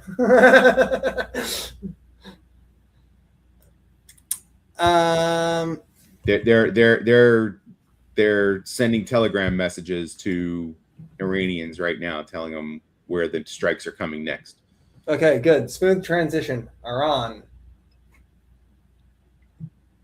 So for those of you who live under a rock, Dougie will fill us in to get us up to speed here. So, Persia, I guess.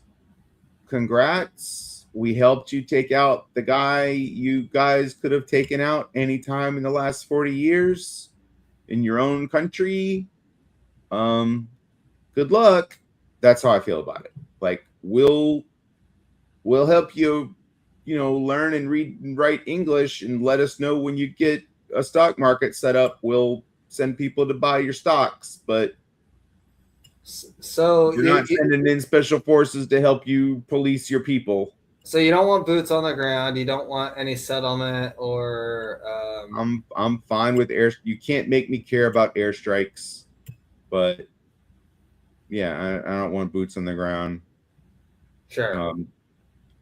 I think that's fair. Hey, look, the campaign promises that he's made. Okay, so here's the crazy thing, right? And so this is where I don't know if DJT is crazy like a fox, as smart as a fox, or just so much chaos that he gets lucky every once in a while. He just had the Board of Peace, a week and a half ago, 2 weeks? It feels like last year. But it was like half the Middle East was there. So presumably all these people are now on board with whatever Trump does in the Middle East, and he goes after Iran. But hey, look, when Iran was striking back, they were shooting at Bahrain and Qatar. So they're not making any friends. Just saying. If Trump made a whole bunch of friends in the Middle East to surround Iran, to make sure that there's no blowback on the United States because we have all the surrounding nations in our pocket this time, and we can go for Iran, then that's awesome. Furthermore, okay, so Oh, he's bringing up the furthermore Saturday night. There's a whole other layer of this. If you are a Democrat and you have had at any time in the last 5 years, tell him, Dougie, blue and yellow flag in your Twitter bio, and you're mad about Trump attacking Iran, you need to STFU right now. You have proven yourself to be a seriously unserious person. Where are all the munitions that the Russians are launching against the Ukrainians made? They're made in Iran. In a perverse Uno reverse card, Iran is making the drones and the missiles and the cruise missiles that the Russians are launching against Ukraine. Said differently, if you want Ukraine to win the war, getting rid of the Ayatollah does that because they're supplying the Russians. Just for those of us who struggle with 2 times 2. Yeah, really interesting stuff. I hope Iran is able to settle down and they're able to figure things out. Regime change has like a black eye in the past just because, 25 years ago, it didn't end so well and it was like a forever war. I don't think that's what that is. I think that's what a lot of public opinion is afraid that that's what it's going to become. But, I think this is going to be a replay of what happened in June. I think, we could see red on Monday or even Tuesday. Nothing burger by Friday. I just, again, not financial advice, but I'm not scared of that dip personally because things will settle down, the region will stabilize, and ultimately long term, this is a good thing because the largest global sponsor of terrorism is now taken out of the picture, and maybe the region will stabilize and the Strait of Hormuz will finally come back to normal. And, in addition to that, China will maybe think twice about what they do with Taiwan now that we're reestablishing global hegemony where we are the big dog in the yard. Yeah. Look, last night at midnight when this stuff was being announced, Solana, I don't have the Bitcoin price. I just have the Solana chart up right now. It dove 8.8% from 11 to 12. And bottomed at $77.55. It is currently at $88. This thing is already over. Donald Trump has figured out as well. Don't do this shit on Friday and Saturday. Do not do it during the trading week. Yeah, give the market time to digest. It's hilarious. So there's the strike right here.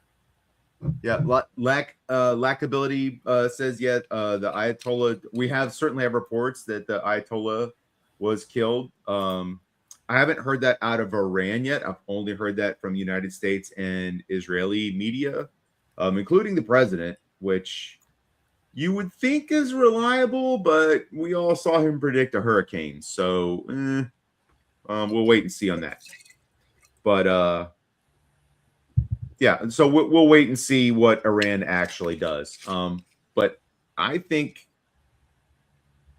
June's right. Someone always knows. That's why I think Palantir was surging when the rest of the market. Well, it wasn't surging, but the rest of the market was tanking hard, and Palantir was green. So or they just took like a probabilistic approach to it, right? If there's a 30% chance that it happens, sell 1 or 2% of your holdings to hedge, right? And if it doesn't happen over the weekend, you buy back in on Monday. There's a lot of active trader firms that will take approaches like that. But I don't understand why they do that, because what we've learned under this administration especially is buy the geopolitical dip, especially if there's explosions. Yeah, I mean, so far it's worked, but that doesn't necessarily mean it'll always work, right? But anyway, it already looks like the market will recover. And I mean, is the world better off without the Ayatollah?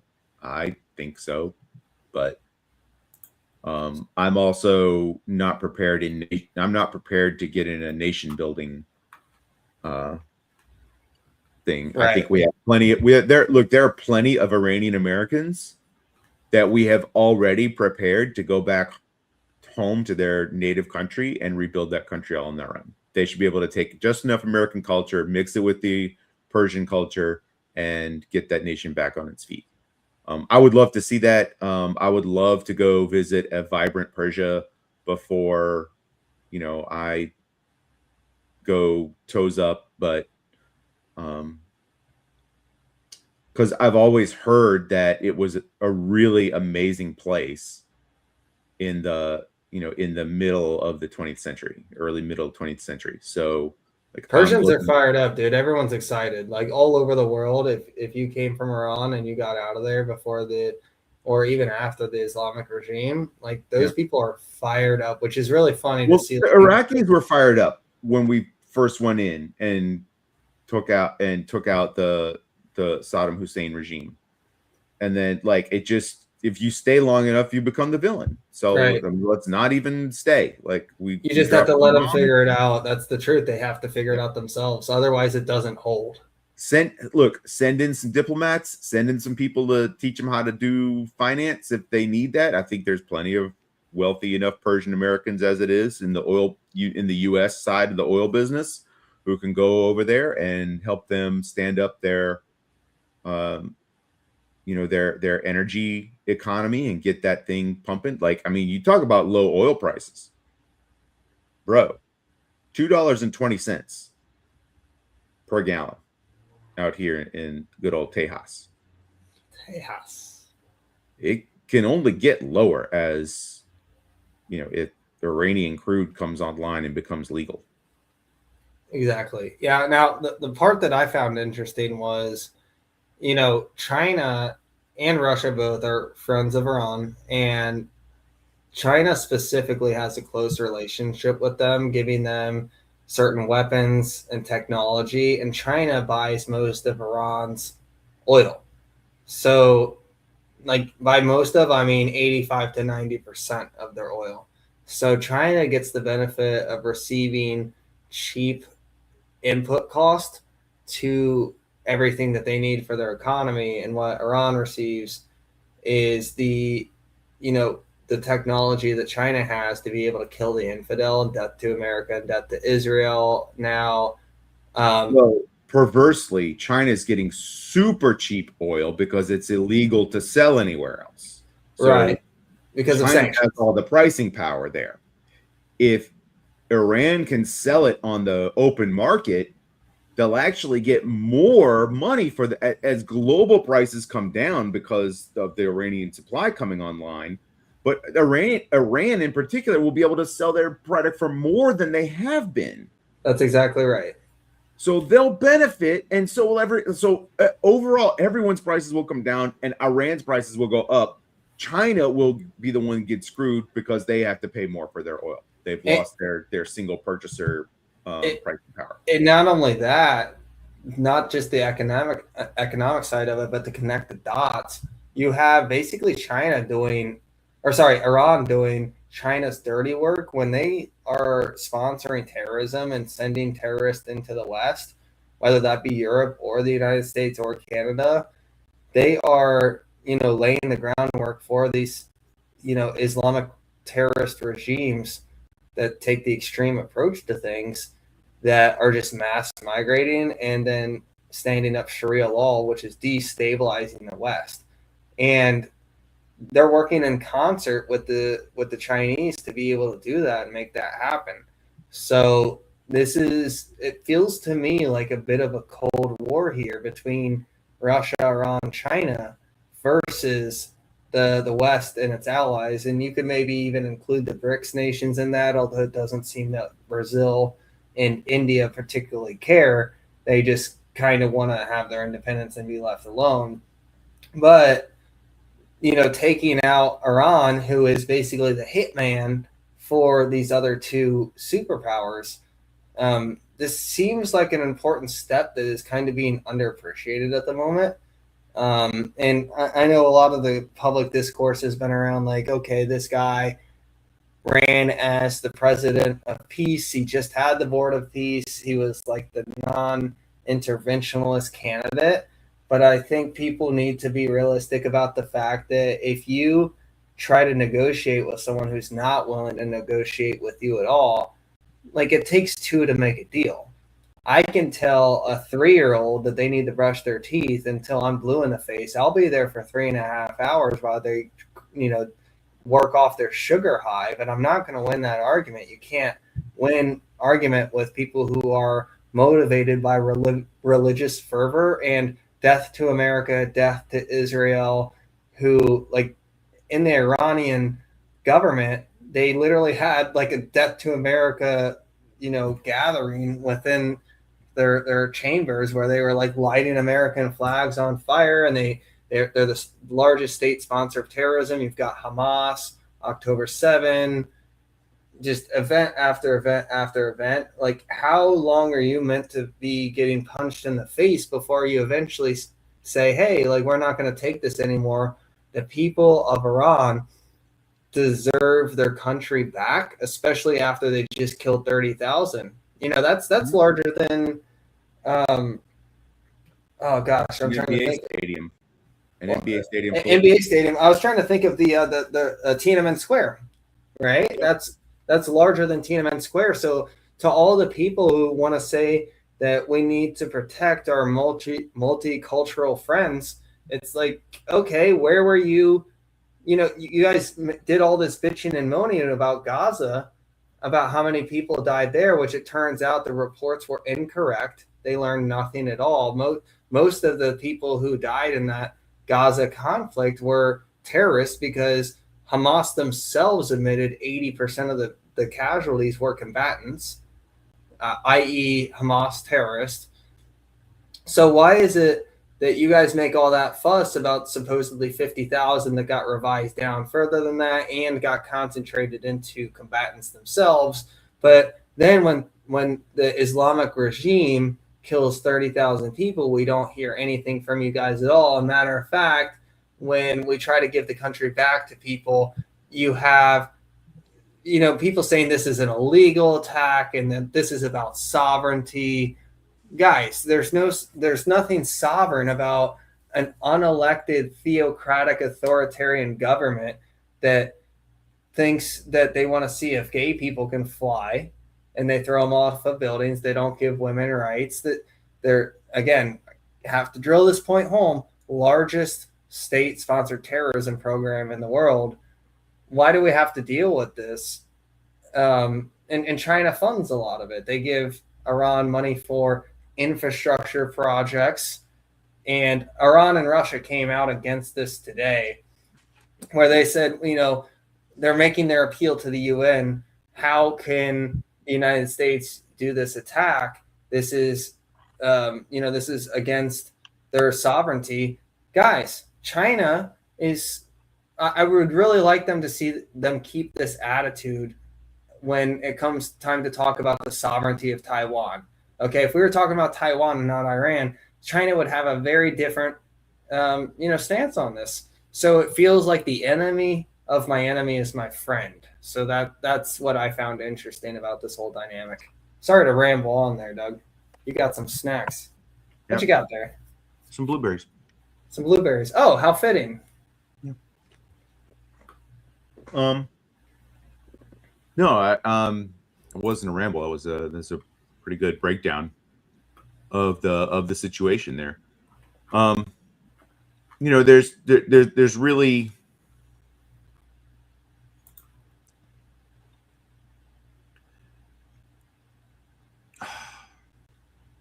deep in thought. No, it's just I don't want to. I was just gonna end up reiterating a lot of what you said, so I don't need to restate something you already covered. Okay, fair enough. To lighten things up a little bit, did you want to talk some Netflix, some Peace Guy, some Warner Brothers? I mean, sure, we can talk about that, but you had some thoughts on it, right? Because they're going to be loaded up with debt now that Netflix basically told Warner Brothers, "Hey, if you want to go see your ex, go see your ex." And it's the easiest money Netflix ever made, but it's also a deal Paramount absolutely had to do, because if it would have been like letting Apple, like it would have been like Microsoft letting Apple buy Google. Okay, just like you can't do it. Couldn't do it. That obviously that never was an issue, but it feels like that would have been the case. So, like, yeah, I think Chris had a really funny take, and it was like, okay, yeah, yeah, Paramount, y'all buy Warner Brothers with all your debt, and we'll just buy y'all in 10 years when you go bankrupt, or 5 years when you go bankrupt. Because they're going to be like And we'll get you both for pennies on the dollar. We'll probably pay $3 billion, which is the breakup fee you just paid us for both of you, in 5 years. And maybe he's right, but in the meantime, for Paramount to continue competing, they couldn't get checkmated. And so that's all they did, is they avoided checkmate at a pretty high cost. Now it's going to be like 8 to 10 times, depending on how the math shakes out, but 8 to 10 times EBITDA, relative to the long-term debt, because Paramount already has a significant amount of debt, and so does Warner Brothers. So they're just going to be stacking debt on top of debt. One thing that I wanted to note here is, I thought it was interesting, all the regulators coming out in advance of this, when, as discussed on prior shows, Netflix plus Warner Brothers would have actually been smaller percentage of market share than Paramount plus Warner Brothers. Another key factor there is that Paramount plus Warner Brothers, they each have their own studio. Netflix does not have their own studio. So in consolidation, when Paramount closes on Warner Brothers, one of those two studios is going to be getting consolidated into hopefully what is one bigger studio, but maybe they just close one of them. So you're also going to have regulators coming out against that deal as well. Now, Steve, shout out to Steve. He called this one on the money. He knew, dude, he smelled it. I smelled it partially too, because Netflix, I knew that there was a good chance that they didn't get the deal, and that was reflected in the betting markets. But Steve called the fact that Netflix was not going to get this deal specifically because the Ellison family is close to Donald Trump, and that you have just a large concentration of public opinion and power and media reporting, which has been obviously a large issue with the mainstream relative to where the White House stands on a lot of things. The ability to buy that screen time and maybe, I don't know if you would say control the narrative, but just make sure that you're getting a fair shake, or control the narrative. We'll see what happens. They've yet to close on them. I don't have a crystal ball here, but on one side you have them buying power potentially to control that part of the media, which the left is not going to like. On the other hand, you could say that they're so debt ridden that, is Netflix going to get to buy them later after that combined business has failed? Or are they going to be just in a spot where Netflix gets to license that content anyways from what would be zombie company? So it's really shaking out to be interesting. I think Dougie ran off on me here. So, oh, he's back. No, I'm here. I just didn't want to. Mr. Blueberry chomping away. Yeah, I just didn't want to hit y'all up with doing sounds. So a couple of points here. This was not hard to see. Again, Paramount was fighting for their lives. Ultimately, this is good for the consumer of entertainment, though. And by that, I mean people who actually watch movies and like movies, and not people who scroll through their phones while whatever movie they picked on Netflix is playing. So it is good. It is good long-term for culture. Paramount has shown that they know how to make shows and build universes. HBO as well. Netflix has proven that they do not. Right. So, and I think that so evidence as a fan of the properties that were for sale here, that I know our boy Amit completely discounts, but he doesn't value any of that stuff anyway because he hasn't watched it. So it's good IP. So maybe he can look at it fairly without caring about it. But as someone who cares about the media itself, it's in better hands with Paramount than it would have been in Netflix. Now we will know, to your point, on whether this was about political control of the media and related to June's post here. We will know very rapidly what the state is. And does Scott Jennings get his own show at 8 p.m. on CNN? I would not be surprised to see that at all, to be honest. That should be the Poly Market hit right now. Like, but that will be your indicator. I'm actually looking to see right now if that's a thing. Oh, White House press secretary. That's a market. Look at this. This is so shocking. I have to take my glasses off. No. Oh, it didn't work. Okay, so this was a poll ahead of time. Well, this was before he became president. It must have been. You see the date here? June 30th. He was on the list, though. Look at that. He was the favorite there for a good point in time. Basically, prior to the election, he was the favorite to be press secretary. Interesting. So I'll see Jennings, Poly Market, own show.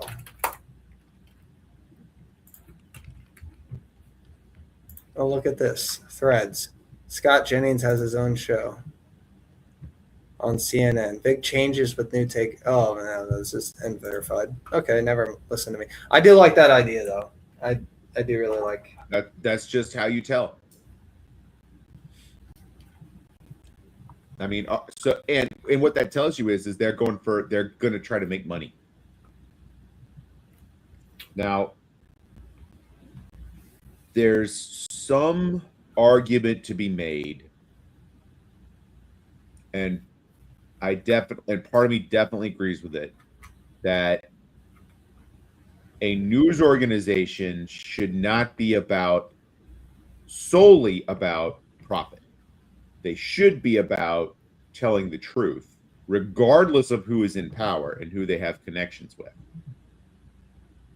Because if you're a fair information broker, both sides will play with you. Now, what we know is that CNN is not a fair information broker, and both sides do not play. But if they can just get back to fair, the left will lose their mind because they're used to being in control of the narrative completely. Well, and the function there is if you incite people and make them angry, it drives ratings because you're more likely to continue watching. And then those ratings drive ads, and those ads make you more money. Therefore, like, you're just constantly being rage baited. So I'm not sure how you get out of that. Like, do you think you have a solution for that? It's a hard question. You're competing with the rage bait on X, and Facebook. So I mean, I don't know if you can compete yourself out of that with a more expensive product, a far more expensive product to generate. And like most stuff on your phone, especially like YouTube and whatnot, like you just don't have ads on it. Whereas you watch 30-minute programming and 11 minutes of it is going to be ads. It's kind of like, it just seems like a bad shake. But do you just start sourcing? Okay, imagine reboot an entire news organization from scratch. Fire everybody.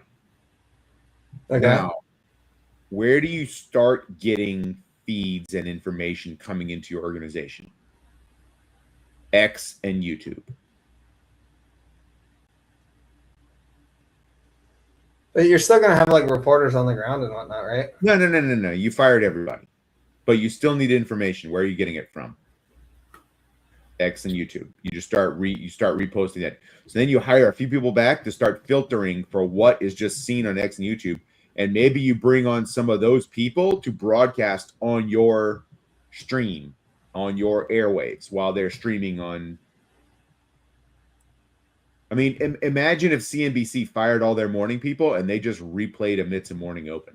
So it almost sounds like what you're wanting is almost like for them to take like a combination of people from The Blaze, One American News Network, Newsmax, and no, because those are their own organizations. Yeah, but like you could poach from those organizations the talent and then put them on CNN. Yeah, well, you're just standing up a thing you just got rid of. Well, you want to get rid of it. There's brain value, and like a lot of people already have CNN that would watch it. Sorry, I'm just playing out the thought exercise of if you fired everybody and you're not doing like linear TV news the way it's been done anymore, just go get the YouTube creators who are doing this for mostly for free, except for YouTube revenue, right? And just tell them you'll pay to run their stream on your channel. Yeah. Like I said, imagine if CNBC fired all their morning people and like, nah, you know what? Amit is better than us anyway. We'll pay him. You know, we'll pay Amit $1 million a day, or not a day. We'll pay Amit $1 million a month, and that's way cheaper than whatever we were doing for the same, 4 hours of morning coverage. He's already doing it. Sure. Yeah. There's an Amit out there for geopolitics. I'm sure there's an Amit out there for all sorts of things. Lots of citizen journalism and stuff. What's the kid's name? Nick Shirley. Nick Shirley. Yeah. Like why does he not have his own show on CNN or something already? I mean, he's got a YouTube channel. Like just run.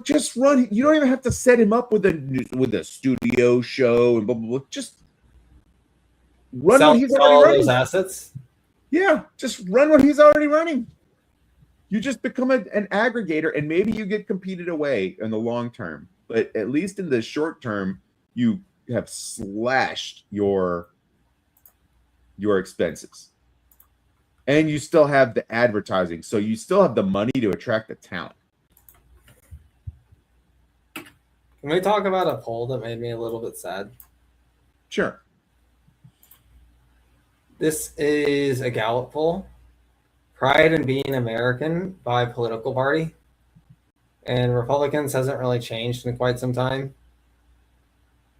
And you can see what's going on with the middle there and the Democrats.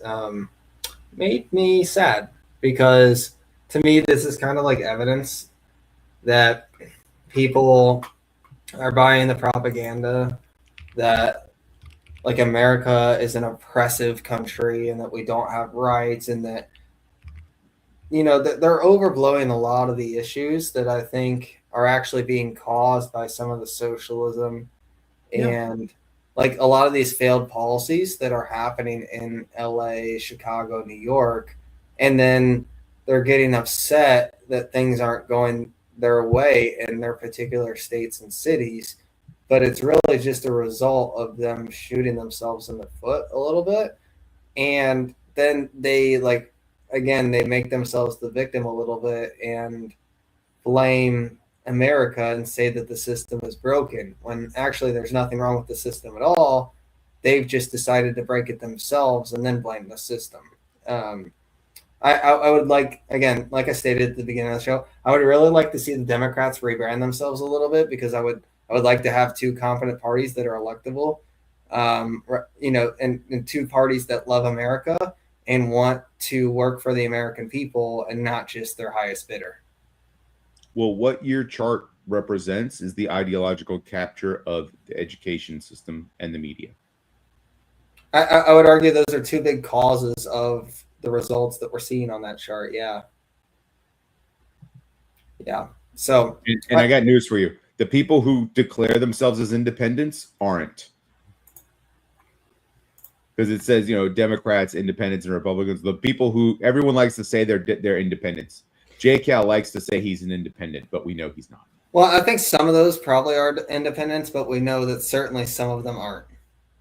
Just because you register as independent, that all that tells me is that you're trying to declare yourself as somehow morally superior to anyone else because you haven't picked a side. I mean, I don't pick a side. I identify as an independent because I identify as like that evidence based, and whatever I see that seems like the most pertinent issue that's happening at that time, I have to play the cards that I'm dealt. So I feel like if I'm not independent, I feel like I'm being tribal. So I just kind of take the information as it comes. Just like, you know how they say, like, don't marry a stock, right? Like, don't get emotional to a stock. Like, that's also how I kind of feel about voting, that if you're captured by one party or another and you're not willing to change your vote, then why would the party bother going after your vote? If they already have your vote, they're not going to work for you. I kind of take that approach to it. But it's such the whole thing of Republican, Democrat, Independent is so disingenuous anyway. Do you know a single person who like participates in party politics, like in your normal life? And by party I mean people who go to the party conventions and write the party platform that gets submitted from the local level all the way up.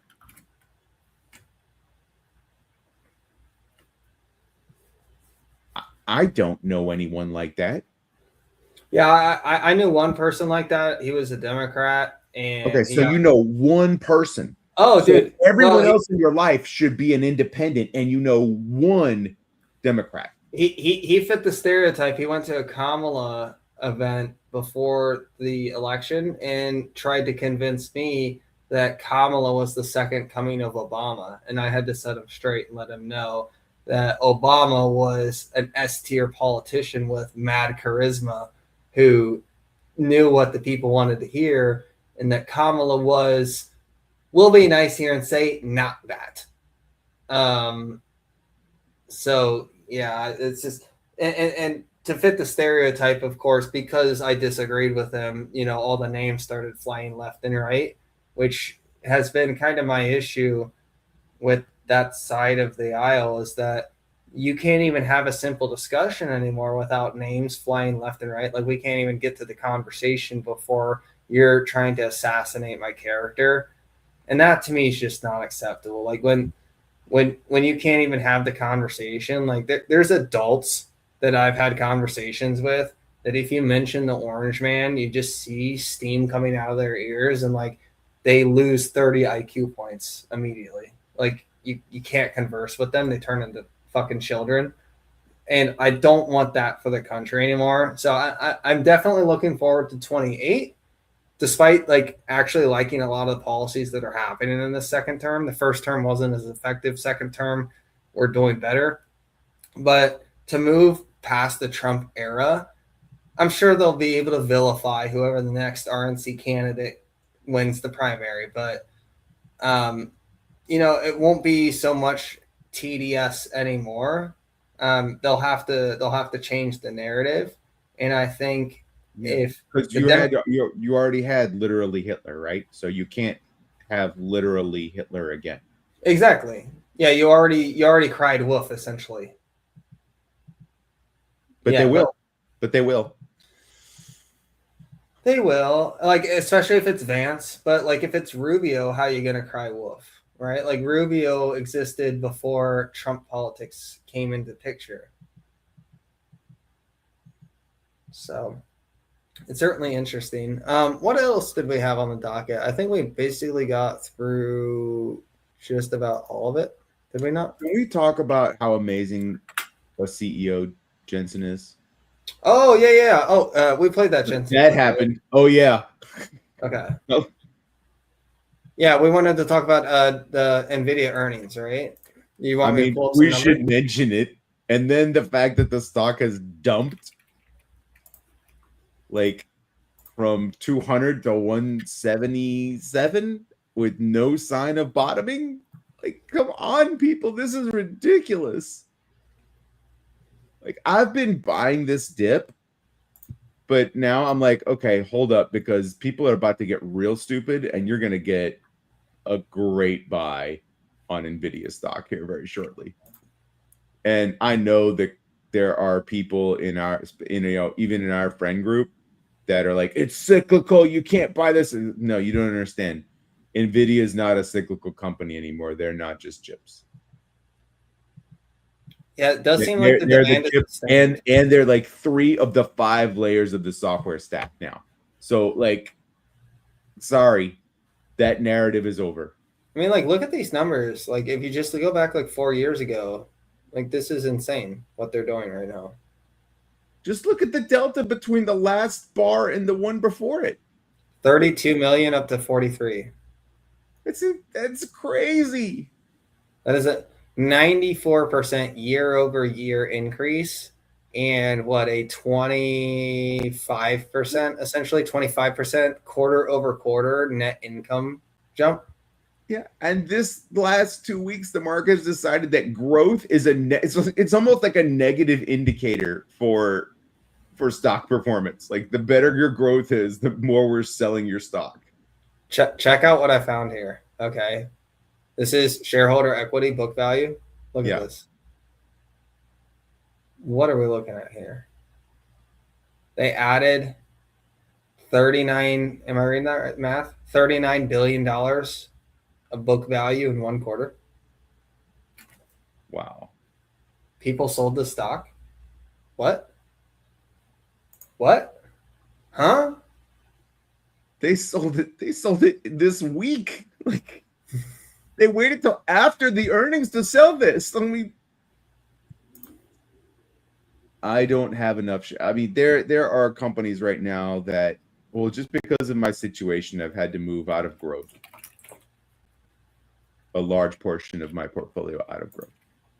And I just can't help feeling like I am going to lose out on this next incredible run. I do think it's fair to say we have learned one lesson, and this may be appropriate, is you cannot be the largest company in the world and get the best multiples.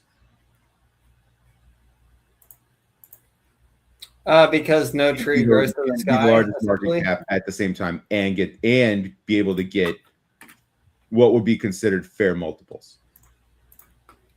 And is that just a function of the fact that, like, when you're the biggest, because company, you're the biggest, everybody thinks you're the highest risk.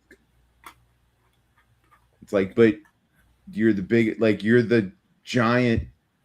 You're not the 600-pound gorilla. You're the 6,000-pound gorilla now.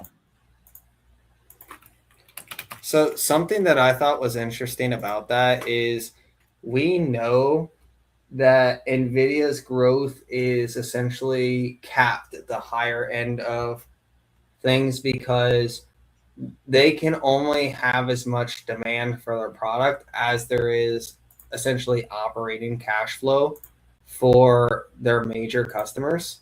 So they're reliant essentially on the big 5 companies, Amazon, Google, Meta, Oracle, and Microsoft, for their cash flow. So I wanted to pull that up here and just show you guys that the market is not really willing, and this is quarterly. So XAI is buying the crap out of their product, and they're nowhere near a hyperscaler. Right, that too. But I think they're kind of like the odd ones out because they're in the private market. But if you look at who else can do it? Like, well, just look. So this is the free cash flow. So, like, Amazon is the classic example for this.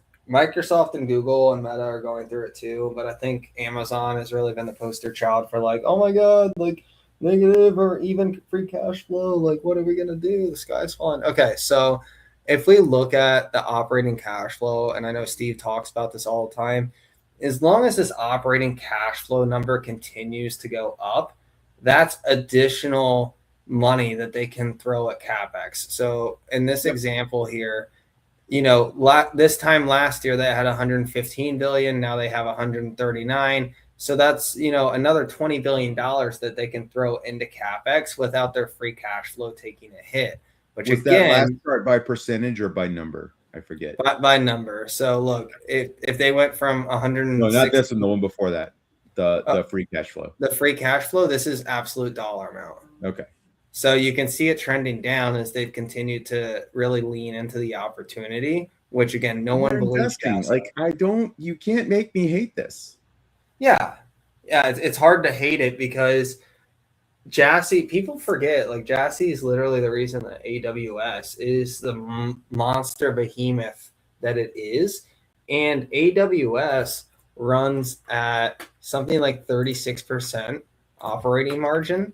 Yeah, there it is, 36% operating margin for AWS. So like, why would you not want to invest in this opportunity when you already know that your remaining performance obligations are $244 billion and you have more on the way with Anthropic and OpenAI, both doing deals specifically with AWS? It's like this is not going to stop anytime soon. You already know the compute demand is going to be there. Buy the damn product and grow your business and have lock-in for the next decade. That's how I feel about it. So all of the Mag 7 right now to me are deals. Like with perversely, the Google is the least. Somehow Google is the least attractive option by price right now. But if you had but Microsoft is so cheap at this point. But like I would rather own Google than Microsoft, but Microsoft is so cheap. I mean, they've doubled their operating cash flows in the last 3 years. This is where all the money is still going, people. Like, why are you selling this off? So it's like maybe the money doesn't all stay there, but it all moves through these guys.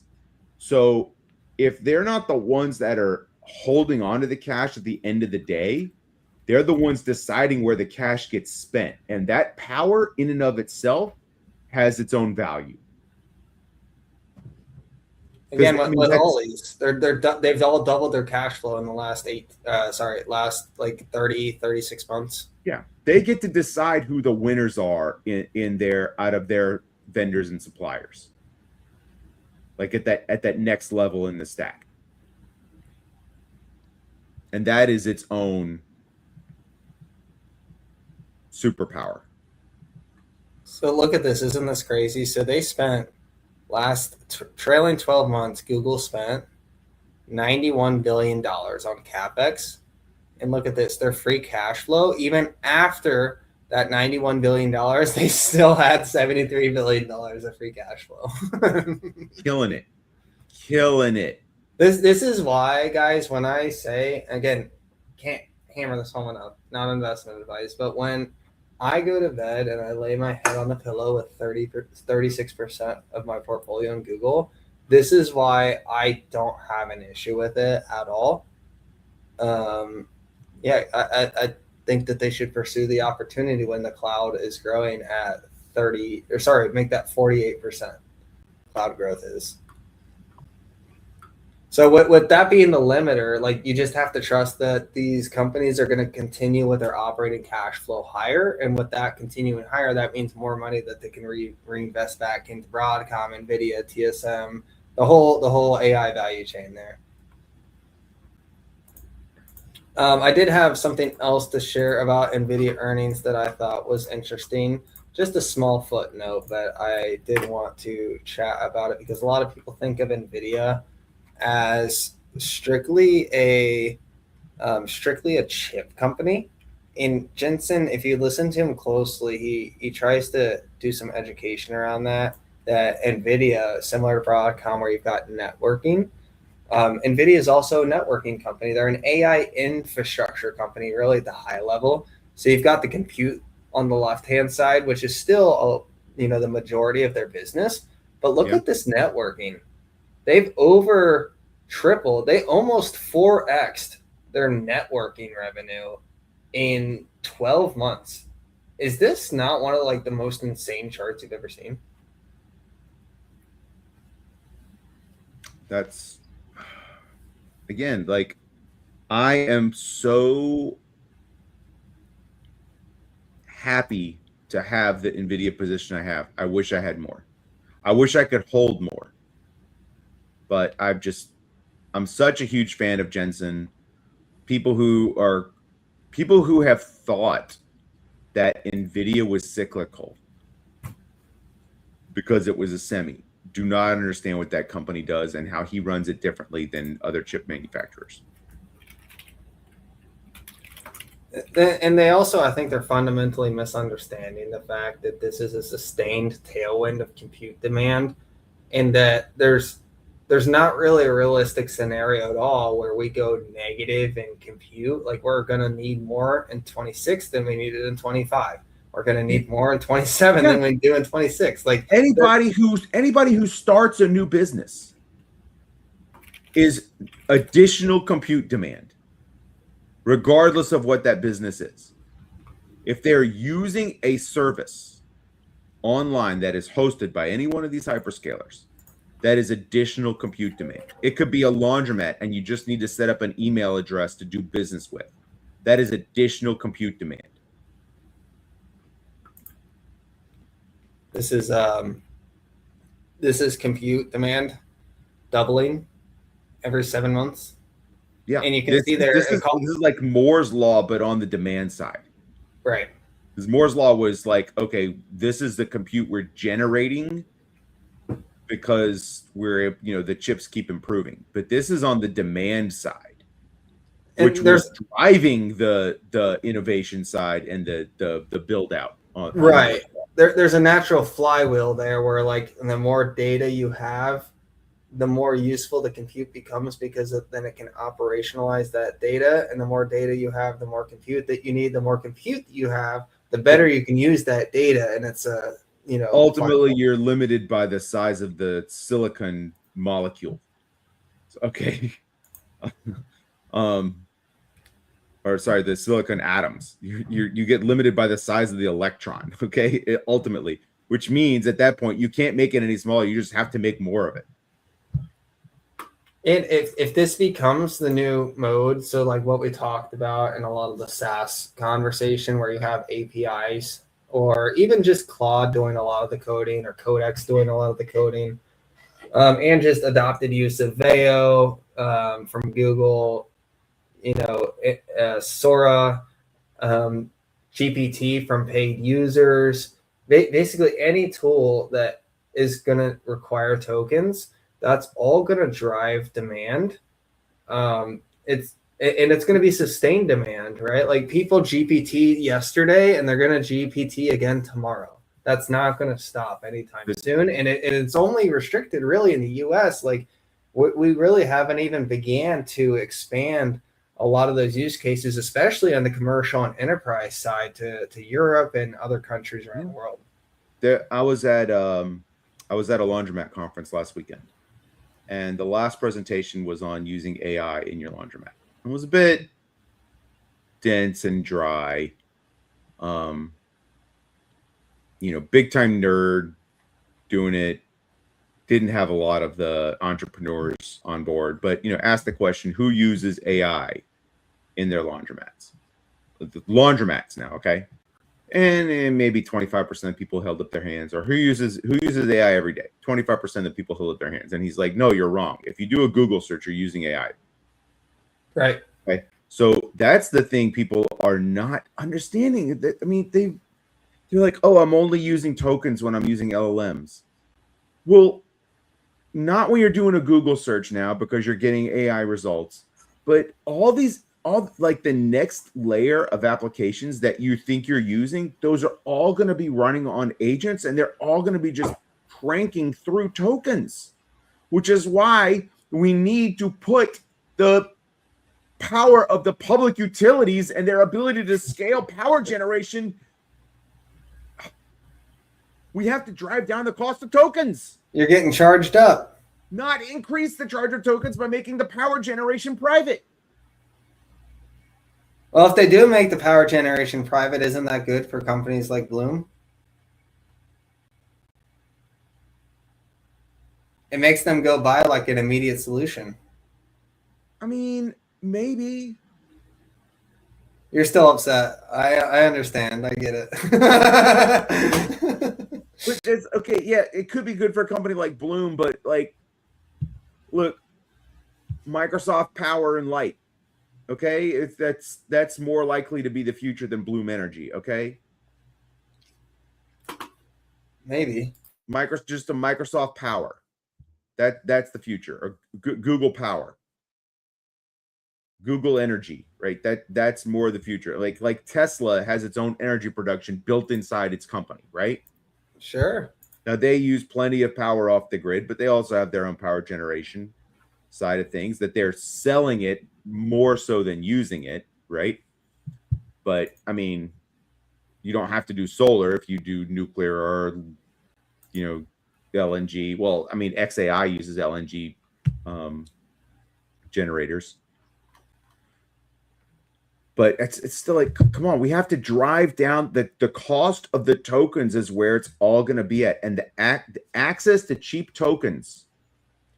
You're far too young to remember, but June will remember, like the people who used to fearmonger about the information superhighway and how there's not going to be on ramps for the information superhighway for the poor kids in the inner cities. Those people couldn't imagine that the poor kids in the inner cities would still all have mobile phones with 5G internet, and that those would be ubiquitous. Now, maybe not in the poorest areas, but in 95% of the country, the teenagers have mobile phones with full data plans. Right. But that took some time to come along. Yeah, but it happened. Right. And I it's think not that, like I think people that were might shut be what out, happened with the AI and agent your lack of access to the internet created a class, stratified class structure where people who had access to the internet could outperform everybody who, the plebs who were kept off the information superhighway because they didn't have an on-ramp in their neighborhood. This is actually a perfect example of the thing we were talking about. You can't imagine the people, the Jesse Jacksons of the world and the Al Sharptons who were saying that it was, that the internet was going to be disadvantageous to black and brown students in the late 1990s look like should be called out for the fools they looked like and the takes they had at those times because of how ubiquitous this all came and how cheap it got because capitalism. Anecdotally, I've seen call center type jobs start to implement AI agents that will transcribe. I think a lot of people have heard about the agents that will take notes of a meeting. And there's been some commentary around that, like maybe being annoying and invasive. There's also companies now using these agents to simply transcribe a call for someone in real time. And all of that is using tokens as well, because, if you're live translating someone's call in real time, not only do you need that to be low latency, but you also need it to be accurate and potentially know multiple languages if there's a language barrier involved. And I think that's going to be a huge use case. So the corporate applications that people are not foreseeing, like stuff like this is going to be popping up left and right. I think every Fortune 500 company is thinking about how they can use these things, and they're going to be trying it out. And maybe a lot of it doesn't work, but I bet you some of it does.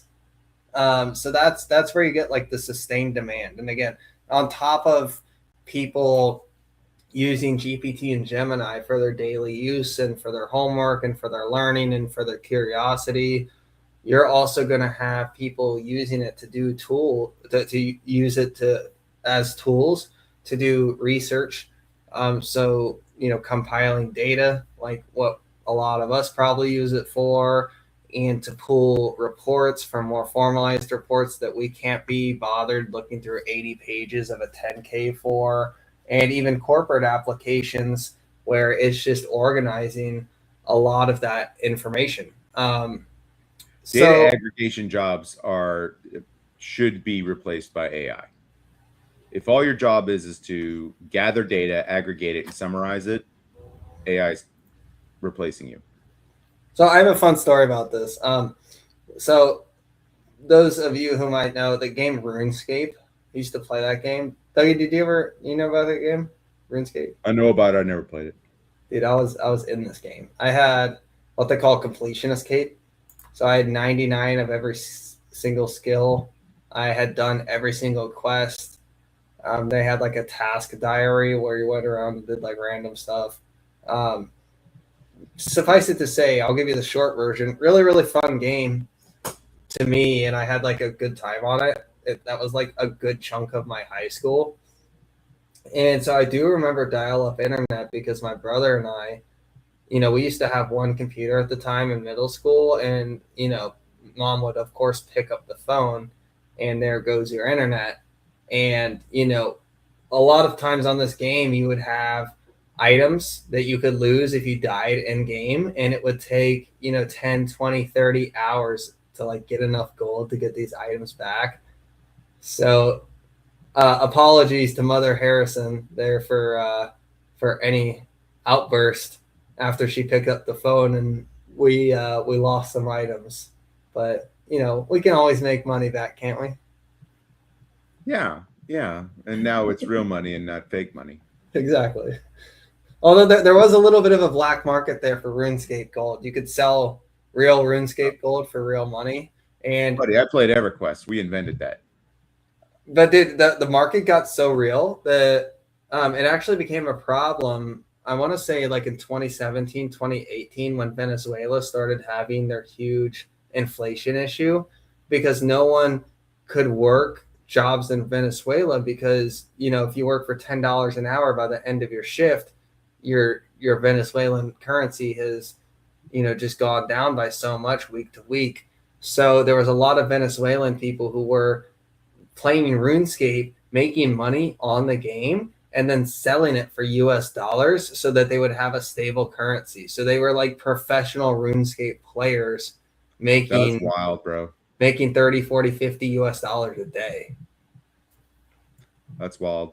I remember when that type of thing used to be illegal, like in EverQuest. Like if they found out you were doing it, you'd get banned. And their primary reasoning for that, eventually they had to explain that to the player base, was, well, if these things have monetary value, then every time you get a dropped piece of loot, it's a taxable event.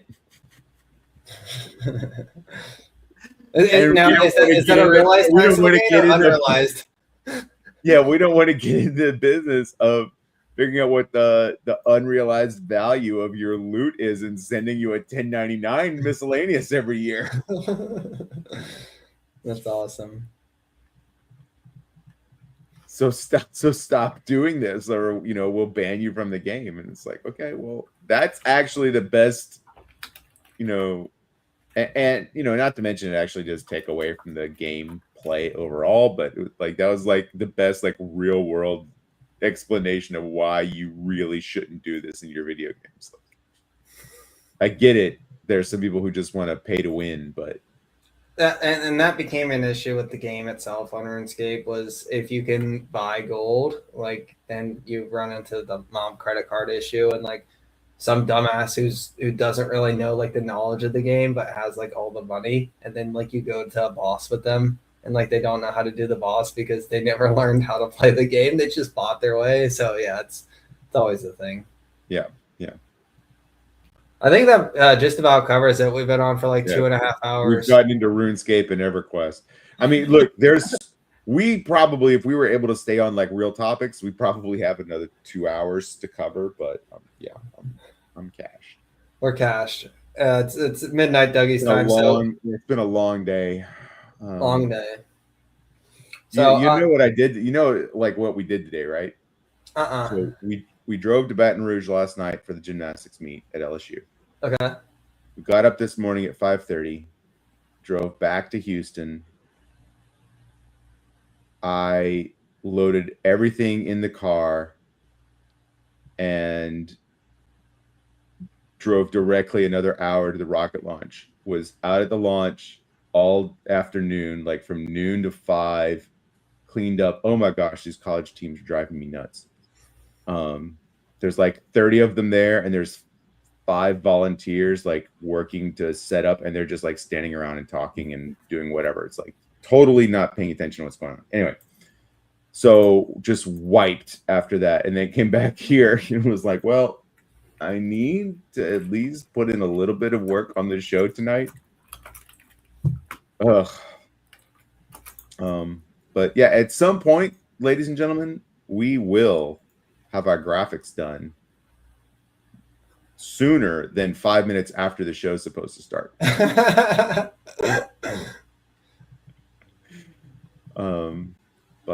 Yeah. Are you trying to say that this isn't a professional operation? What are you trying to say here? I'm trying to say that you and I have too much going on in our lives to like fully devote to acting like professional streamers. Maybe one day. Actually, it might even be this week since I don't have that much going on anymore. But can we expect some solo Dougie content? Is that what you're trying to say? Oh God, no. I mean, maybe I almost did it on Wednesday, but then decided I didn't want to go without my partner. So I don't think people will.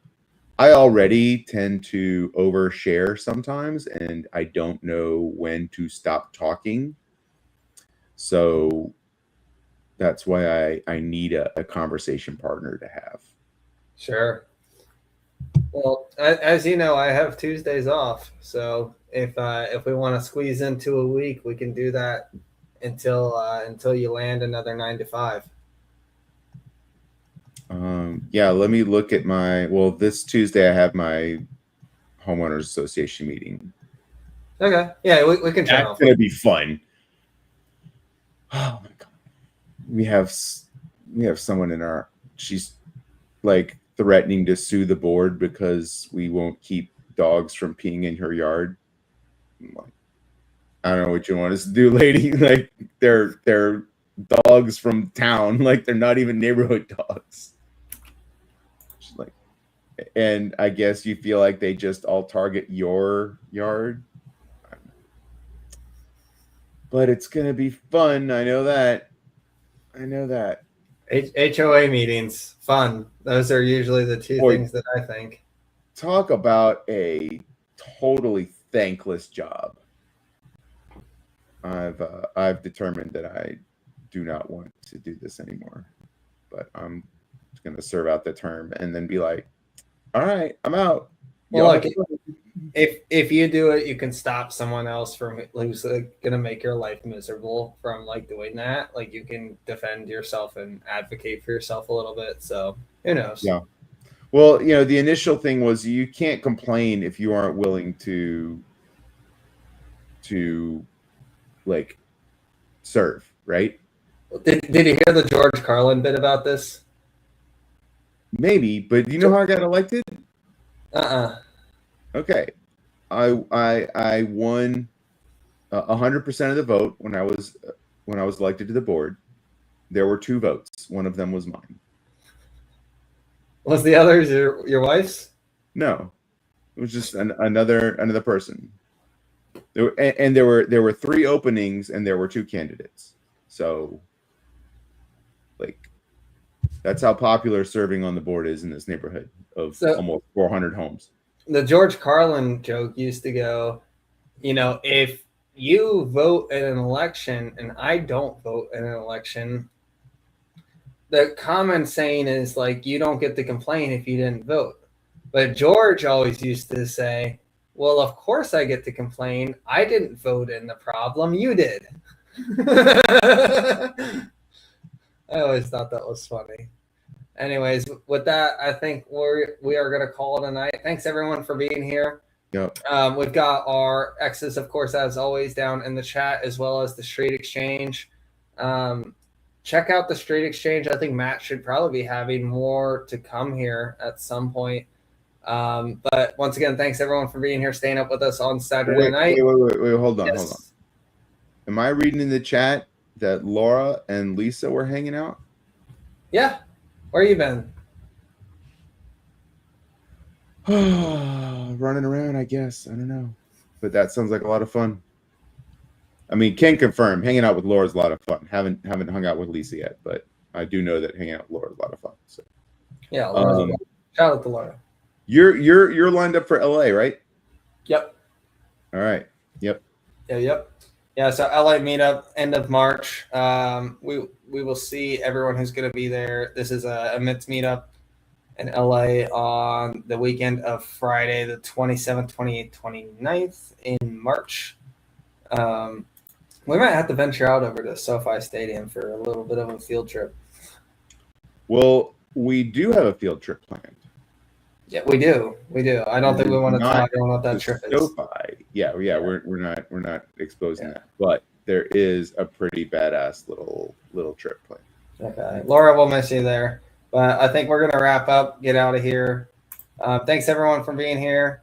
Dougie, as always, good catching up with you. Good chats, and we are out of here. All right. Bye, everybody.